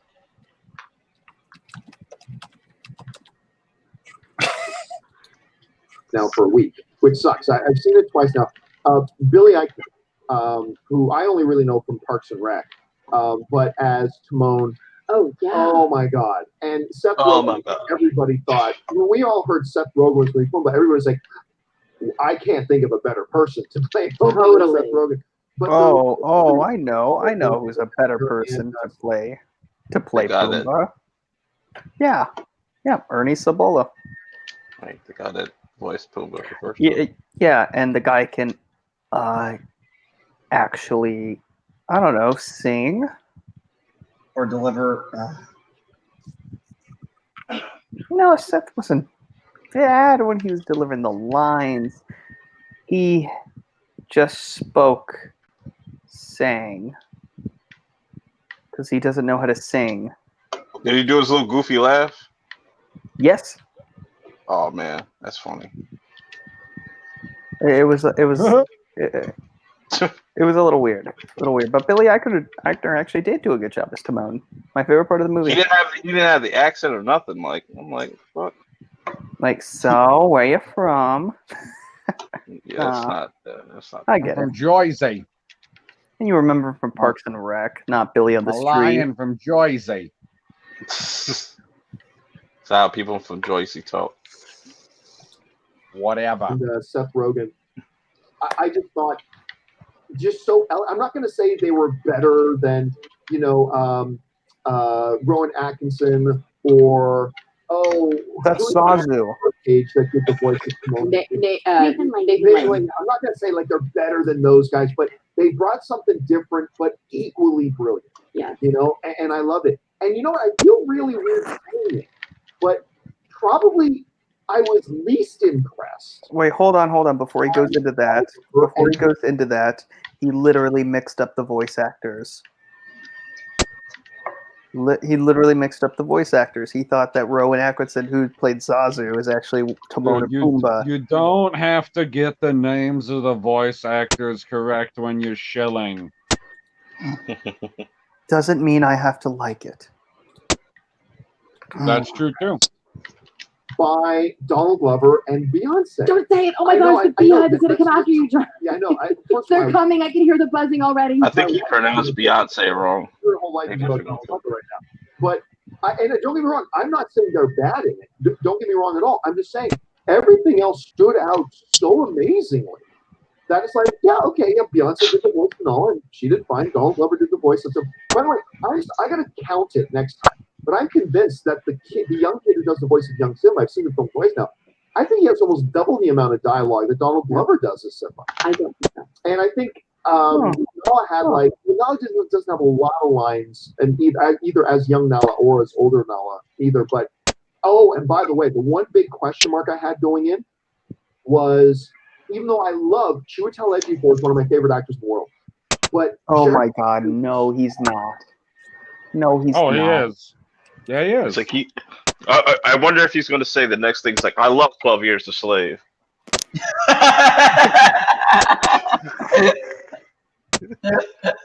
bet he loved that movie. Greatest movie of all time. Those are some big shoes to step into. Oh my God. He is so good. Just amazing. He brought some.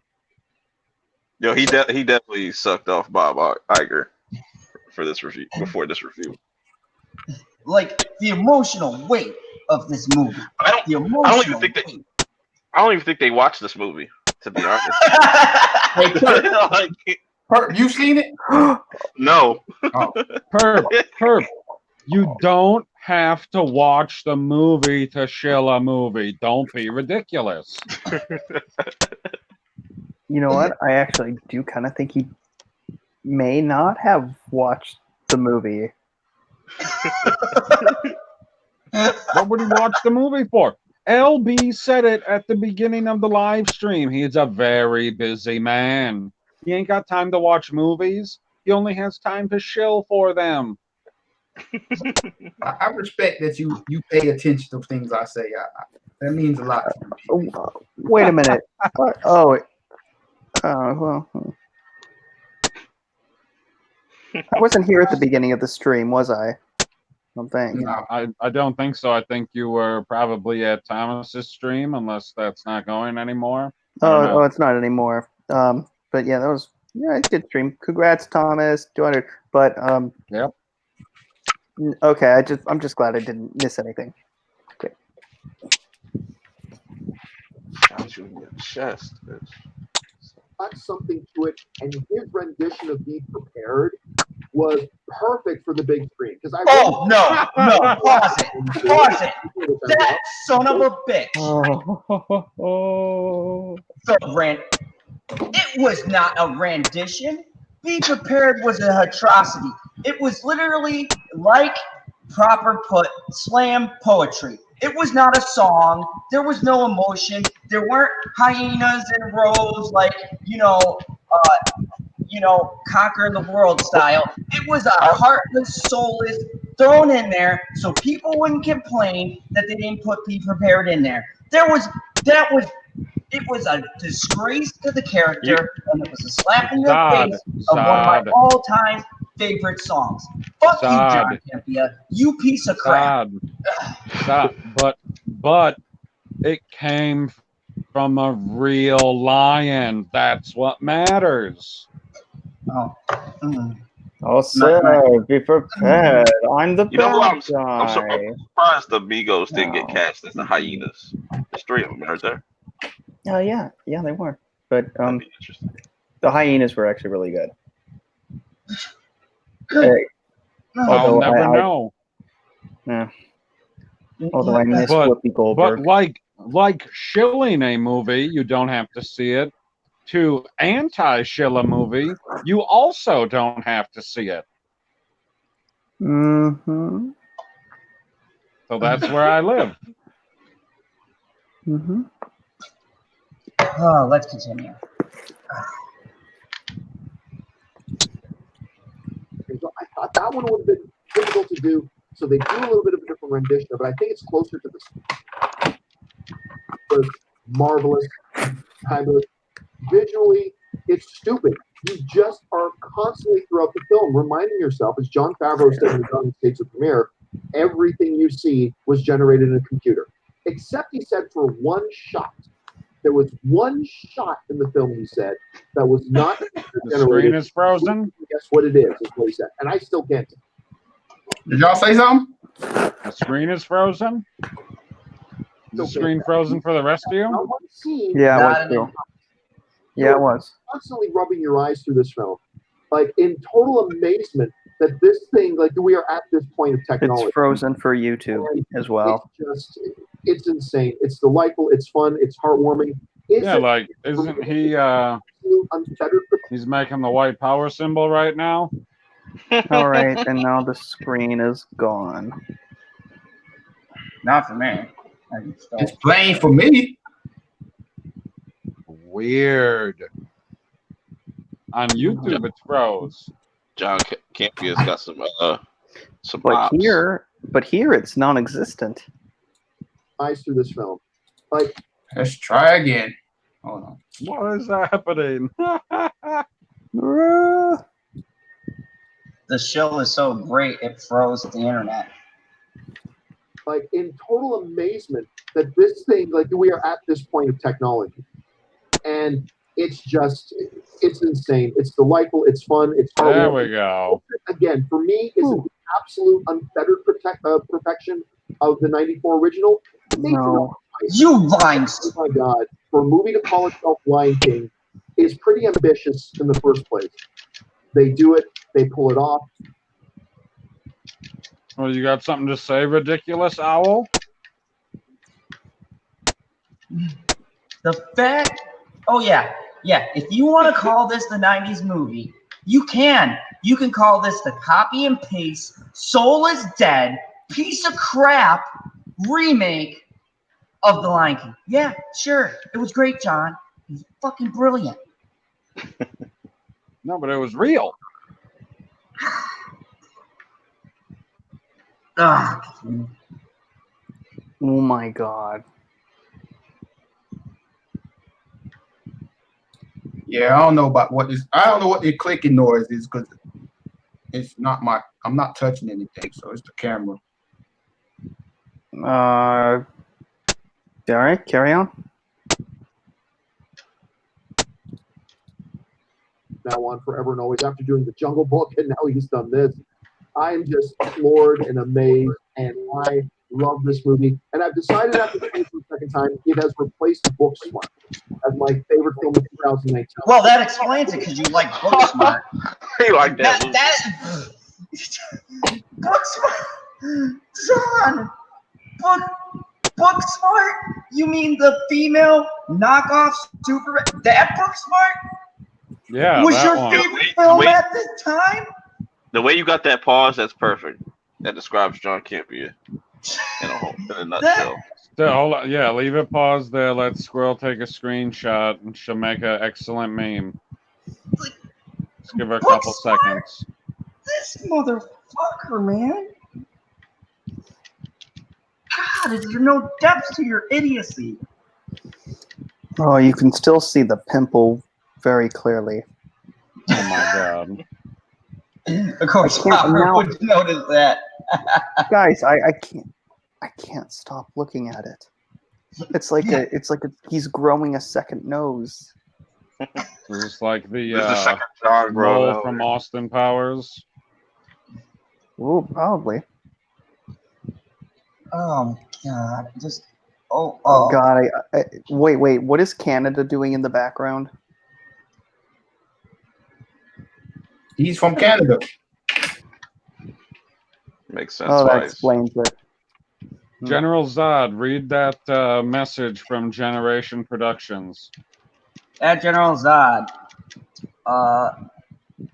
yeah, but Lion King is better than Alien because it did have a. It didn't.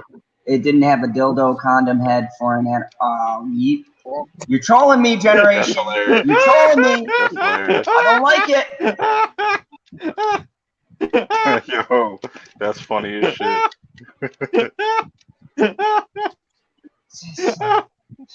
Jhon Campea talks it. Hashtag gender chick. Holy crap. Welcome, Snowdub. What's up, guys? You know, Snowdub doesn't even technically have to like change his picture. At least it's the right color. Yeah. Wait a minute. That's excellent. Are you racially profiling me? Absolutely. Okay, good. That's Just making sure. I'm known to do that, especially. How's everybody feeling tonight? Brain Good. aneurysm. I mean, Very pretty good, other than Very looking good. at this chicken face motherfucker. Yeah, I had to jump in on this. I cannot stand Mhm. some. Like, Snow, do you hear the nonsense? I mean, like, No, you paused the video. it's like, I don't even know where to start. I honestly have no clue where to start with how horrendous this review is. Like, You start at the beginning when they're talking about what everything that the sun touches is their kingdom. like, Ever okay, seen? No, Is that the everything the same? light touches. Whatever. Come on. I didn't just see the movie, guy. I didn't go and support a remake because I wasn't in favor of the remake. My mistake. What happened to LB? I think that the Phantoms got him. But I don't know what happened to him. I've seen it. I can't play a Jhon Campea to the end because I feel the rage building inside. What do you mean to the end? The last time that we did Jhon Campea, you played him for like freaking 3.5 hours straight. Yeah, that was the spoiler, Aquaman. God, that made me hate Aquaman. But Snow, have you seen the new Lion King?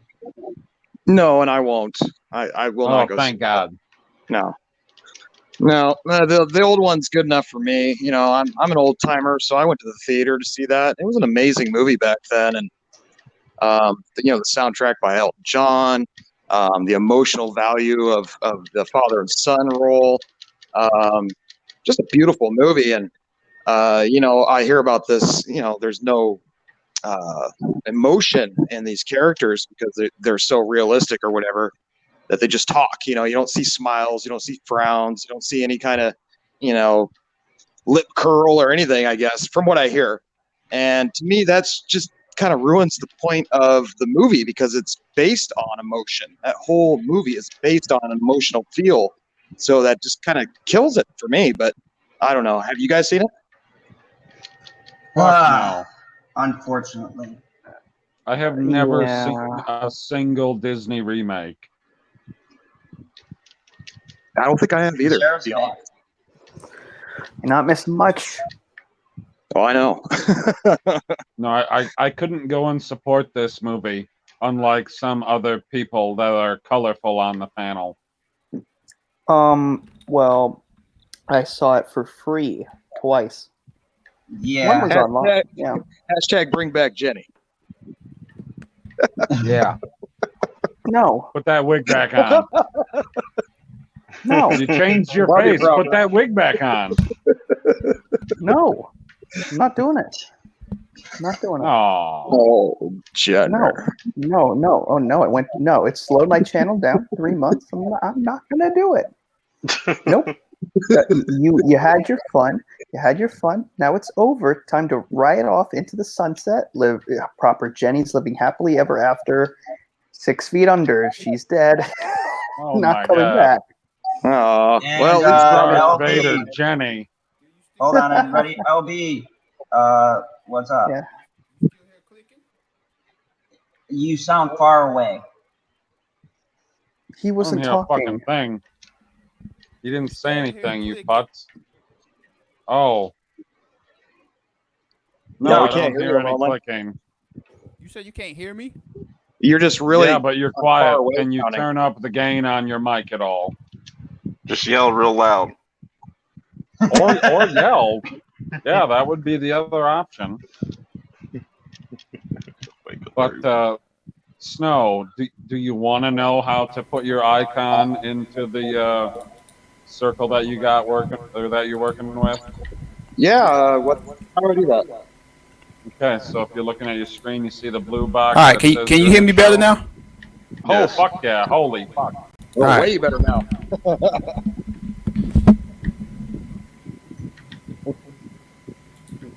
All right, let's go back to this thing here. Okay, so you see the blue box that says you're in the show? Yes. There's a rectangle to the left of that, and in the lower right corner of that, there's like a little picture symbol.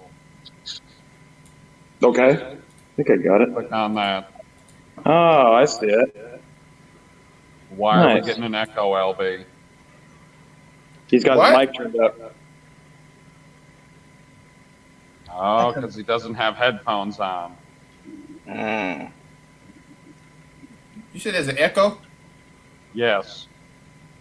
It's not that bad.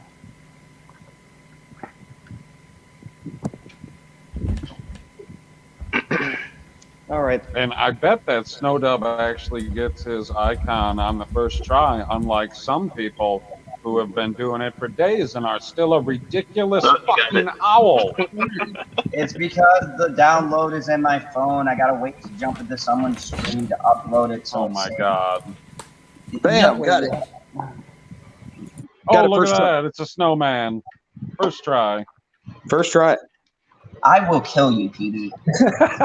With what? With what? My laser eyes. You're a Kryptonian, and I'm wielding a kryptonite lightsaber. You son of a bitch. We shall see who wins this one. Okay.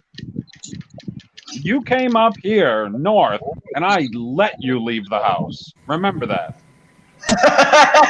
Oh, wow. This water looks amazing in this game. What the fuck are you talking about, Perp? Now I'm playing Kingdom Hearts 3. Oh my god. It should look better than fucking Lion King. Facts, though.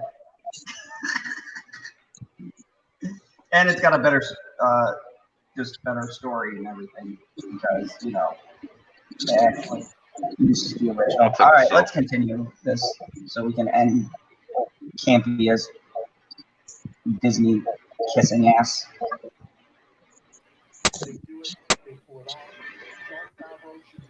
You turn the video up a little.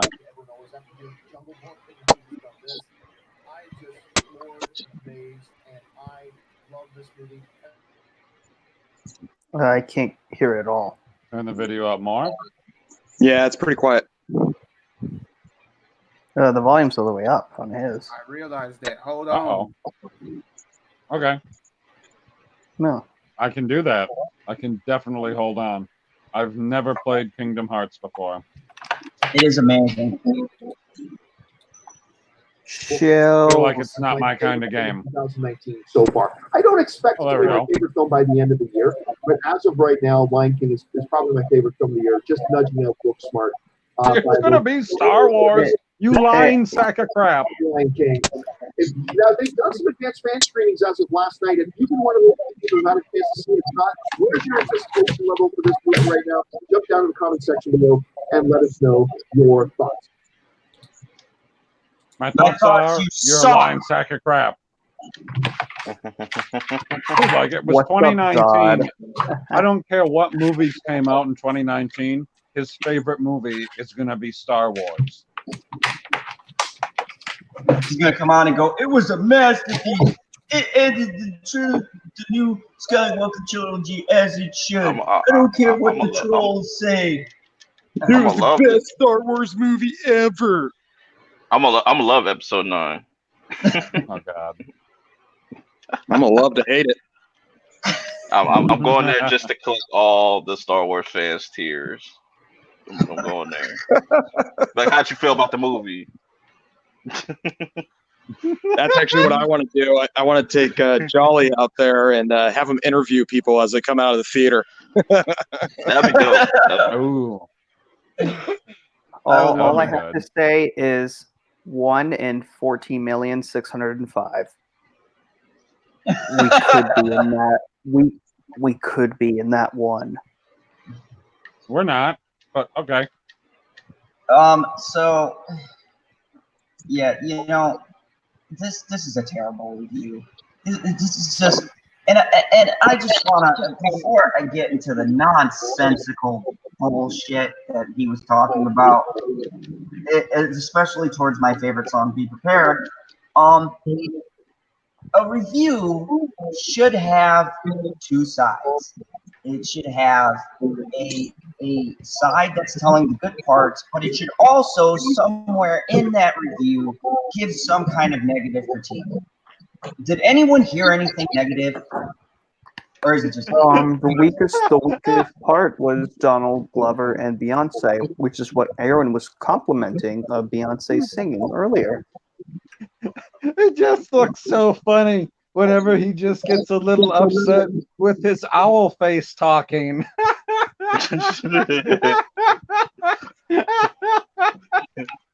What is up with this owl face? Oh, he can't get his regular freaking icon onto his computer because he's working with like a Mac 1 or some shit. You know, before I read, his name underneath, I thought it was like a new person in the chat. Hey Zod, how many licks does it take to get to the Tootsie Roll center of a Tootsie Pop? Confirmed. That's totally my generation too. Let's find out. A 1, a 2, a 3. A 3 licks. How many licks does it take to get to the Tootsie Roll center of a Tootsie Pop? The world may never know. Something like that.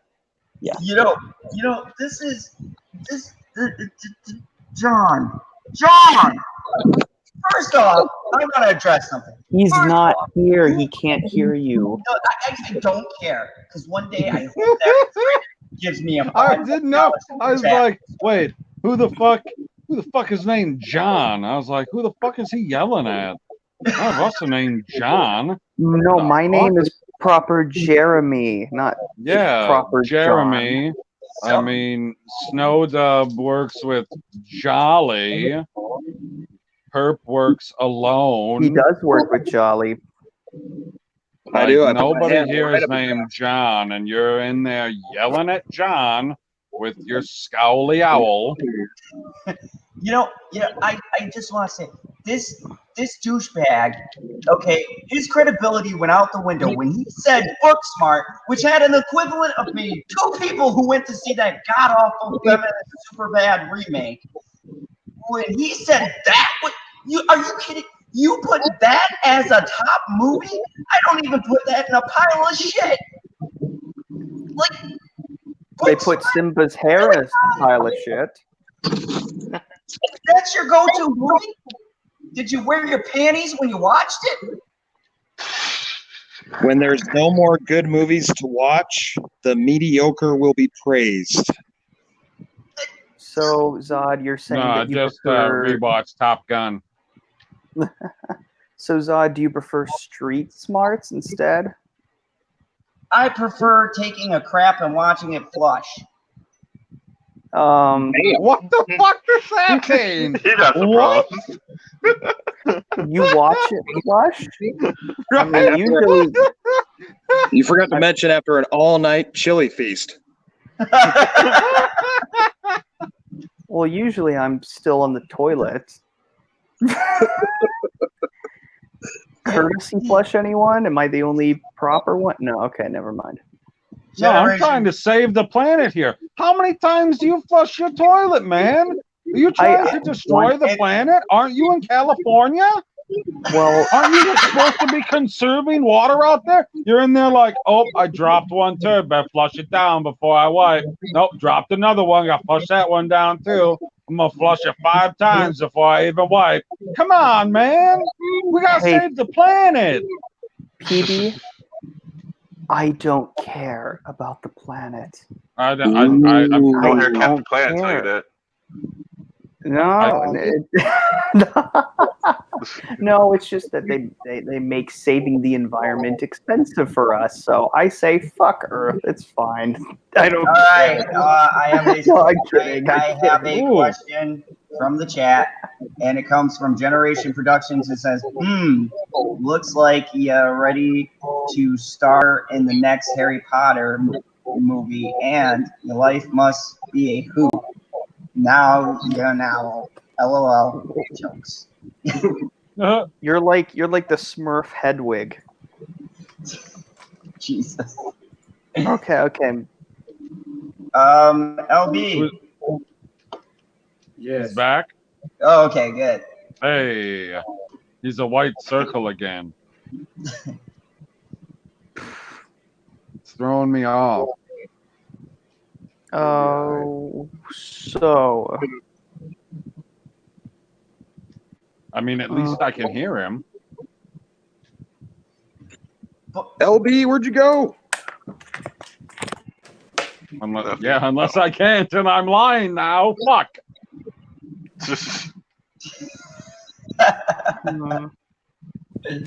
Oh no. I swear we are not oppressing the black man. I'd like to give a shout out to my puppet in the chat, Kermit the Log. Much love, Kermit. Yeah. Much love. But, this is just. What did you need to ask me? Oh, there he is. Oh, we just want to make sure you were still here. Yeah, the fact that he said like Booksmart was the top movie 2019. That already he was already doing a terrible job without throwing out a terrible movie. But I just Crawl was a better movie. Relax. They're both trash. Relax. Perp, why you gotta tell me? Dude, of course an owl would like Crawl. There's gonna be all kinds of scraps left over after the fact. Yeah. Owls gotta eat. But I mean, this is just what I'm talking about, man. Like I had to see this They eat small rodents. Typically.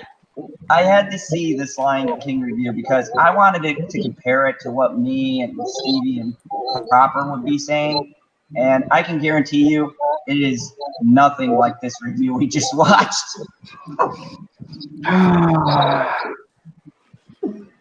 There's not one. There is not a critique in this video. You say this is a movie review. That's what the title said. That's what the little freaking subtitle said. It was a movie review, but I did not hear a critique. I heard about a goddamn cat phone. I heard about how cats are awesome, and for some reason, spiders that was a movie review? That was a movie review? I thought it was a commercial. Fuck. I thought that was a paid infomercial. Oh, that's even better. He was not. It did not seem like a movie review at all. And not any format I was used to. I mean, some weird stuff.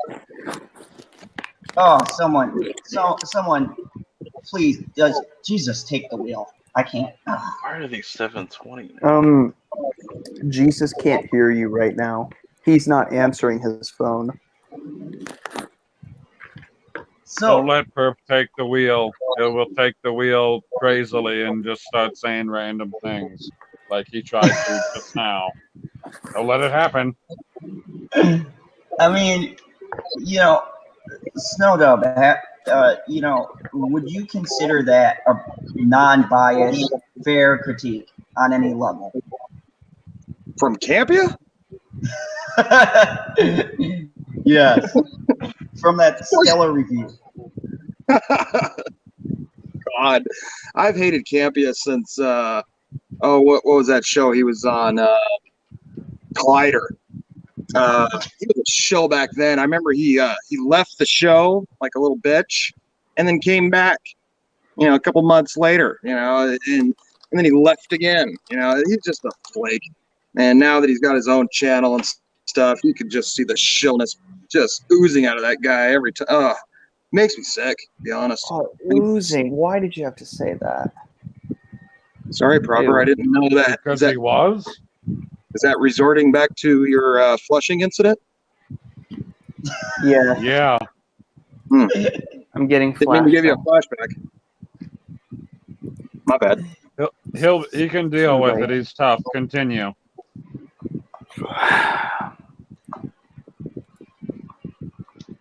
Unless that was the end of it, Snow. Oh, about Campea? Yeah. I'm feeling kind of queasy. No.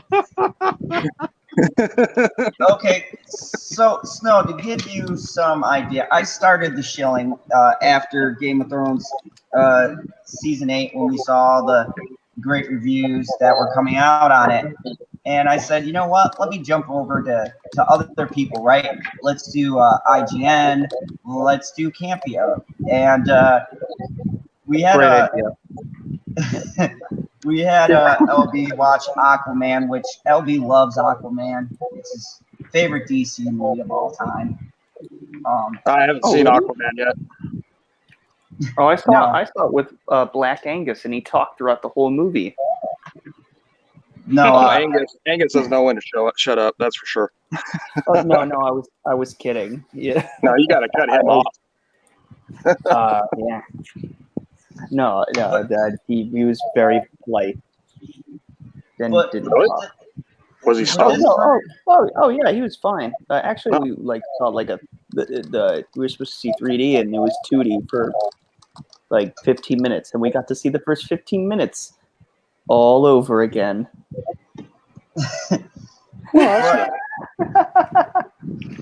But this was the reason why I started the Shilling. I remember watching Collider because I was looking up Punisher reviews and seeing if they line up with mine. I love the Netflix Punisher.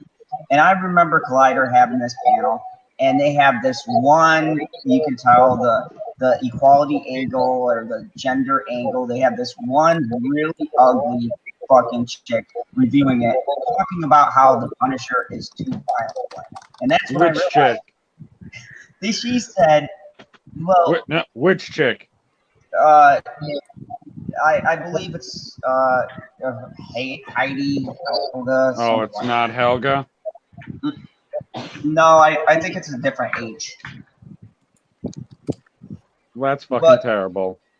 She was talking about how in this progressive world, how can we have a misogynistic dinosaur like Frank Castle running around just indiscriminately shooting people? I'm like, bitch, have you ever seen The Punisher? What Apparently not. She hasn't seen The Punisher. She's obviously never read his comics. It's like, what do you want him to hand out warnings? Give people citations? Where are we going with this? I would pay to see that. Giving people traffic tickets? Now that is a movie. Frank Castle just goes, look here, man. I'm hanging up the M14, okay? I'm trying something new. You see this? This is a warning. I swear to God, the next time you're trafficking drugs, I'm going to actually write you up. This is your final warning. Dude, Serious. Dude, don't you mean to say wire you up, not write you up? Like, he ain't gonna write somebody up. He's gonna wire them up with a bomb. And Jamie Vick in the chat says, look, how can you say anything bad about the best movie ever made? Someone just gave this Jhon character the name of the bar when Don Lemon hangs out, and get it over with.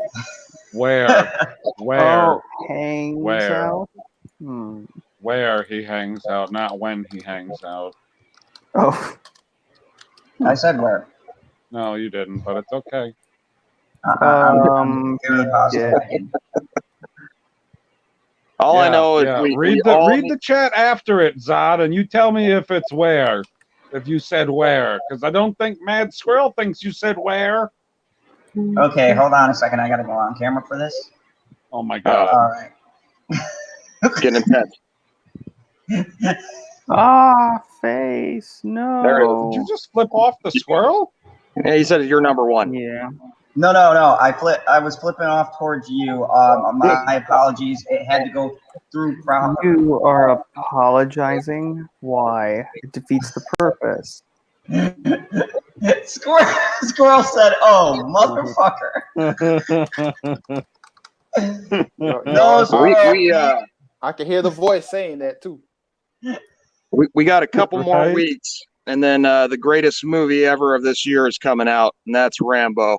And I highly recommend everybody goes to see that twice. Support toxic masculinity. I'm gonna go see it 3 times, and I'm gonna pay. I'm actually You're gonna pay money. bullshit. You're so full of shit. You ain't paying for it. You said that about some movie like a month ago. You're like, yeah, I'm gonna go pay for this. And then you're like, yeah, I saw it 5 times and I didn't pay for it once.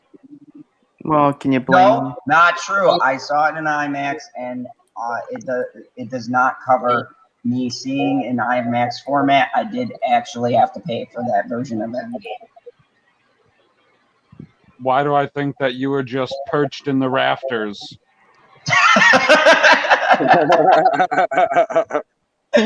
I was lurking. Who?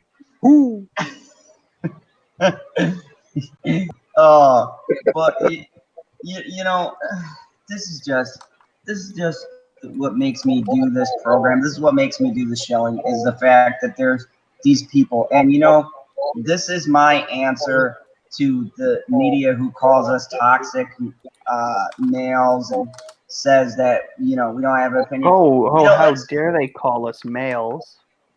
you know, let's just flip this and let's do something for them. Because look at it, look at this nonsense. Look at the nonsense that they say constantly. It's ridiculous. So, Proper, what did you think of this stellar review? Did you click on that image in the chat, Zod? That link in the chat? You need to click on that link in the chat and share it. This one? Mad Squirrel says that she's... Yeah, click on it and share your screen, you son of a bitch. God. I can't through this chat. It doesn't let me click links. They appear in gray. Well, then go to. What do you mean they appear in gray? You can't do. What are you talking about? You can't do it from the yard. You can't click on links. Well, I'm not. What are you? No, in the YouTube chat. I don't have YouTube up because it's been crashing my computer. Oh my god, this fucking guy. Why don't you copy and paste the link? Okay. Do you know how You to can do it. You have the technology, allegedly, on your Mac One. Or Apple One. I don't remember what they called the first fucking computer they ever made in 1991. Tron. Oh, damn. Is he using dial-up, too? Yeah, that's why we get this fucking whistle, Snowdub. You hear that fucking whistle? No, I'm not using dial-up. up. You lying son of a... Fucking dial-up fucking whistle. Woo! Woo! It's like, holy fucking shit, man. At least he got rid of his fucking Kung Fu cricket. Kung Fu. Oh, no. The cricket will be back. Oh, it's just shit. hidden from me. I don't know where the cricket hid. It's a very clever cricket. But I'll find it, and I will kill it. Cricket is smarter than a supervillain. And you wonder why you're sea level. Zod is not sea level. Zod started rivalries.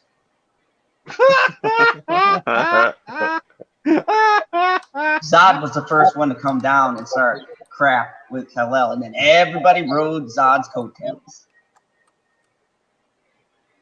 Why does Zod speak in the third person? Does Zod still have Napster? For sure.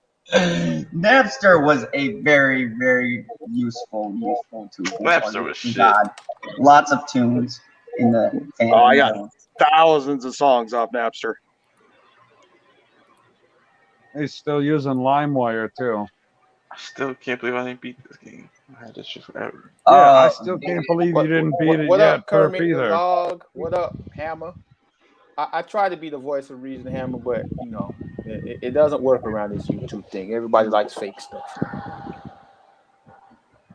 I like goats that stick, or not goats. It's a sheep that has its tongue stuck out. It's hilarious. I just saw Hey, the we have thumbnail. someone new here. Who? Trent, Fam TV Arcade. Trent, Hi, I'm new. what's up, Trent?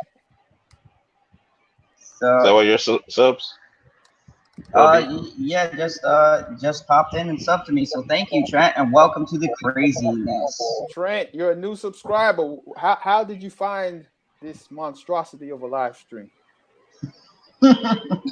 I'm very curious to know too. It's the Hail owl. Trent.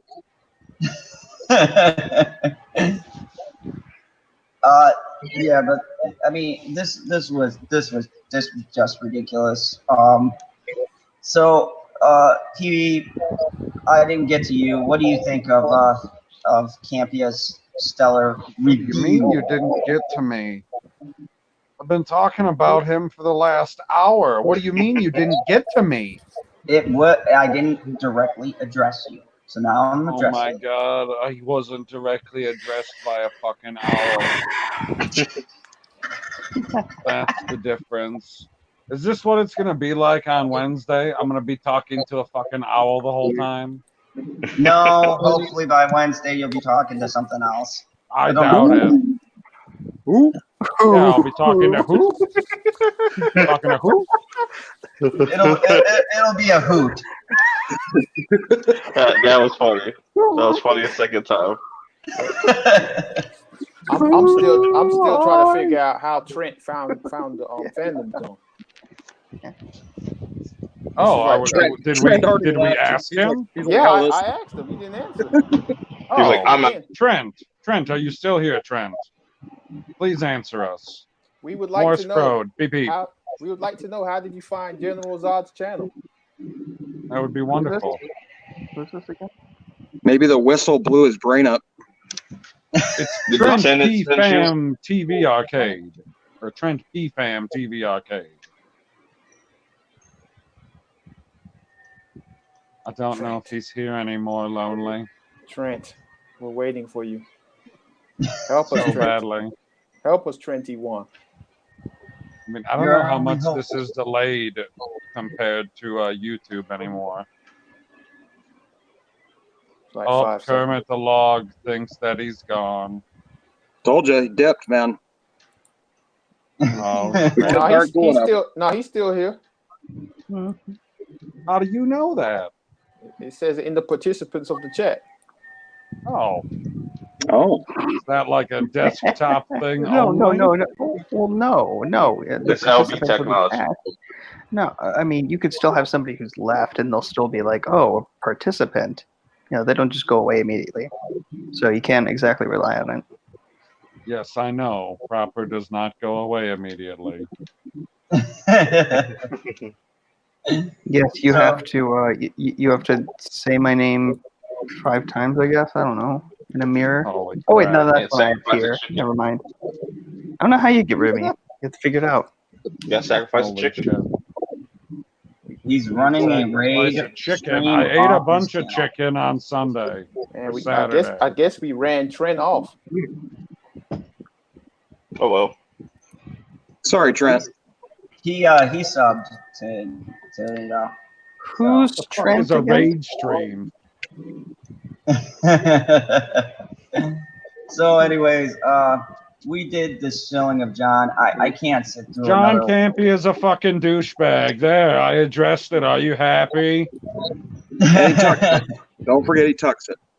And he's Canadian. He needs to put the chick on more often. I think she's on there every day when they do that type of stuff. No, I mean like time-wise. Oh. Oh, Like if he's hosting the show, he needs to like ask a question and then let her talk for 10 minutes, and then it cut back to him and he goes, wow, that's really interesting. Ask another question, let her talk for 10 minutes. Yeah, she it's went like off he the doesn't. She was talking about cats, and then she just brought up her phone, which had cat ears, and then there was a spider in there. I don't know what was going on. I was staring at her. No fucking shit. You got giant fucking eyes. Of course you were staring at her. So, this has been the Shilling of Jhon. I'm going to start wrapping this up. So let's go down the line to our fine panelists and, plug your channels. Let them know where we can find you. And let's start with the proper one, Proper Jeremy. Go ahead. Hi, my name is Proper Jeremy, and you can find me at youtube.com/Proper Jeremy. And you can follow me on Twitter at Proper Jeremy. And you can see my face on the avatar. How do you like it? Is it a long time coming to get rid of Jeremy's wig. No, never. I'm never doing that. My turn? No, I said right, Snow. It needs a wig. Oh, I would love for Jenny to come back. I miss her. No. Oh, Jenny. And I thought you were all I thought you were all excited for me to transition back. Who told you that they were excited for that? Snow. Oh, Proper brought me on a stream. He did. He brought me on a stream for his big transition, and so I at least got to experience that with him. Yeah, it was cool. I really enjoyed it. And by the way, if you start singing the Who songs, like "Who are you?" I'm gonna.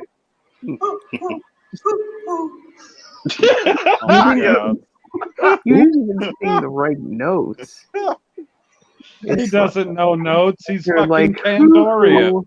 Who? No, it's like who. He's best friends with Drake. Yeah.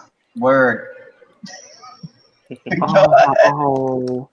Transition. Did you properly plug all of your channel? Was that all? Oh yeah. Yep. Okay. Check out. Go ahead. Check out This Week in Bullshit this Thursday at 4:30 p.m. Pacific Standard Time with Team Jesse and RK Outpost. And Owl. No, that's it. It's just the three of us. And oh, stop it. And of course. And live long and proper. Like you have a tagline, guy. You're supposed to say your tagline if you got a tagline. Live long That's and like proper. Snow Dub's gonna do his entire freaking thing. Generation Production told us all bye, so we should all say bye to him. Oh. Bye, Goodbye. Generation. See you, Have a good Generation evening. Production. Bye. Thank you for that stopping would be by. like Snow Dub going through his entire plug and then not saying tuck and roll or gender check. Oh, that would never happen. Can I ask if the intro, this little thing can work? Like, hello, my proper compadres? Or does that sound stupid? Nope, you're from Southern California, so it works. That's good. All right, someone else plug time. Yep, Snow Dub. All right, I'll plug it real good here. Hang on, let's see. This is Snow Dub Music and Entertainment. Please check out my channel at youtube.com/Snow Dub Music and Entertainment. And we bring you funny videos like the Ribbit and Bigot Show and Jolly's Rants and Jolly and Meg's show, even though Meg's has been kind of MIA lately, but we'll get back to work on that. And definitely check out some music. We've got some great songs like Hashtag, Tuck and Roll, Don't Fight the Funk, and others like that. So we got good stuff over here. And I'd like to throw out an invitation to Mr. Who over here. Plan on doing a martial arts stream soon. So I'd like to bring you on for one of those. Oh, yeah. I'll change How the the owl. fuck do and give owls him do a black martial belt. arts? Yeah, I want to see his, what would it be? Praying owl kung fu. It would be Kung Hu. Kung Hu. Yep. Kung Hoot. Oh my gosh. Yeah, stop slap that it. like button, give me a subscribe, tuck and roll, hashtag gender check. That's how you do it, brother. Great job. And the sheriff, the loneliest sheriff, the lonely man himself. Go ahead and let them know where they can find you and all the great content you have, LD. Well, you will never find a lonely man, but let's check this out, people. So Mad Squirrel, right? She's at 97 subscribers. That means she's 3 away from the magic number of 100, the century mark. I don't remember what 100 is in Spanish, but that's what it's almost at. So look, that. So everyone watching later on in life, or if you're in the chat and you're not subscribed to Mad Squirrel, and if you're on this panel and you're not subscribed to Mad Squirrel, I will find you when I decide to not be lonely. We'll send Terrence to find you. Yeah, right. We'll send Terrence to come find you. So we're trying to get to 100 by the end of the week, but hey, it's only Tuesday, so let's get her to 100 on Tuesday. You know what I'm saying? Mad Squirrel, checking post right the now. link in the chat. She's at 99. I'm checking right now. Oh, 99. What? Let's do the 100 then. Shoot. See what happens. Okay, she's at 100 right now. 100 right now. Hold on, let me go on the Twitter. Yeah, so I'm gonna start singing if somebody doesn't, you know. Oh, she's at one. Mad Squirrel's at 100 subscribers right now. Word. Yeah, it's all 100 party for Matt. 100. There we go. We get it? Nice. So now 101. now she can get a URL that doesn't look like General Zod's review. Ridiculous. Yeah. So we're good now. And you know, she does congratulations. She does movie reviews. I'm waiting for her to do a review of Breakfast at Tiffany's. Oh yeah. Yeah, I want to see a Breakfast at Tiffany's review. That's what I'm trying to see. Oh, congratulations. And we have to do this proper and throw her a 100 sub party here in the family. Hey, for sure. Squirrel, Breakfast at Bring Tiffany's. your own beer. Yep. Audrey Hepburn, I want to see it. And, Yep. and To Kill a Mockingbird, I want to see it too. I'm putting in these requests. Yeah, so 100 subscriber celebration. So what do? We're gonna get a bunch of almonds, pecans, peanuts, and cashews, and just have a nutty night. Yeah, I got the cashews ready. That sounds nuts. Nut night. Yeah, nut night. A lot of nuts getting busted that night.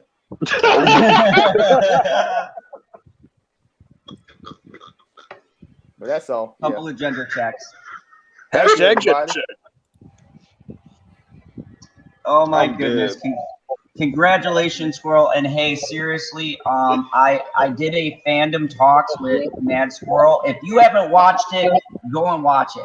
Mad Squirrel is elegant in her delivery of sentences and things we talk about. She's just a great person. She's helped everyone out. You know, make sure you're showing her love. She's just an amazing squirrel. Yep. Why can I take a snowman more seriously than a ridiculous owl? Because I'm old. I don't know. Snowman's got a carrot nose, but I pack a cucumber. Thank you to everybody that subscribed to Mad Squirrel. You're the realest. Now don't let me find out you're unsubscribed after this live stream. I'll come and find you. Well, no, Terrence will find you. Yes. You don't want that. Yes, We will send Terrence. The T9000. Yes. He's got I gotta get going, time. guys. Thank you for having me on. See you guys. All right, proper. See you, proper. All Let right. it come true. Who's next?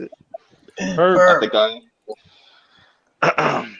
you're this Ferp, and yeah, I'm like 30 subs away from 400. That'd be nice. Hey, just chill, bro. We're gonna work on you next. I know. I was getting to that, but then also we can't be milking it tonight, bro. Subscribe to Mad Squirrel also because she is awesome in all her squirreliness. Yeah. And I got a snowfall review coming Wednesday, probably Thursday. Yeah, most likely Thursday. But yeah, I'm gonna shout you out on the live stream on Tuesday night for the black guys in the drunk. Don't worry, I got you, bro. Word. Ooh, a shout out from a black man to a black. That's gonna start some kind of race war. Don't worry, the owls don't take a side. We're blue. we see and we don't see color. Y'all don't have necks. Oh, and of course, the curator, the second in command, the commander, the person who keeps this ship from going into an iceberg. PB, go ahead and tell them where they can find you and all the great content you have. Okay, sure. I am PB. You can find me at Pop Culture PB on YouTube and on Twitter. I do videos talking about Marvel and Star Wars and High Council highlights. Last video I did was talking about Spider-Man getting a re-release and then putting an extra scene in it. So they're doing it the same way they did with Avengers Endgame. Don't know what video I'm doing next. Could be something hilarious. Could be another highlight. So stay tuned. Awesome. And as always, you have been here in the Fandom Zone with yours truly, General Owl. A ridiculous owl. Oh. And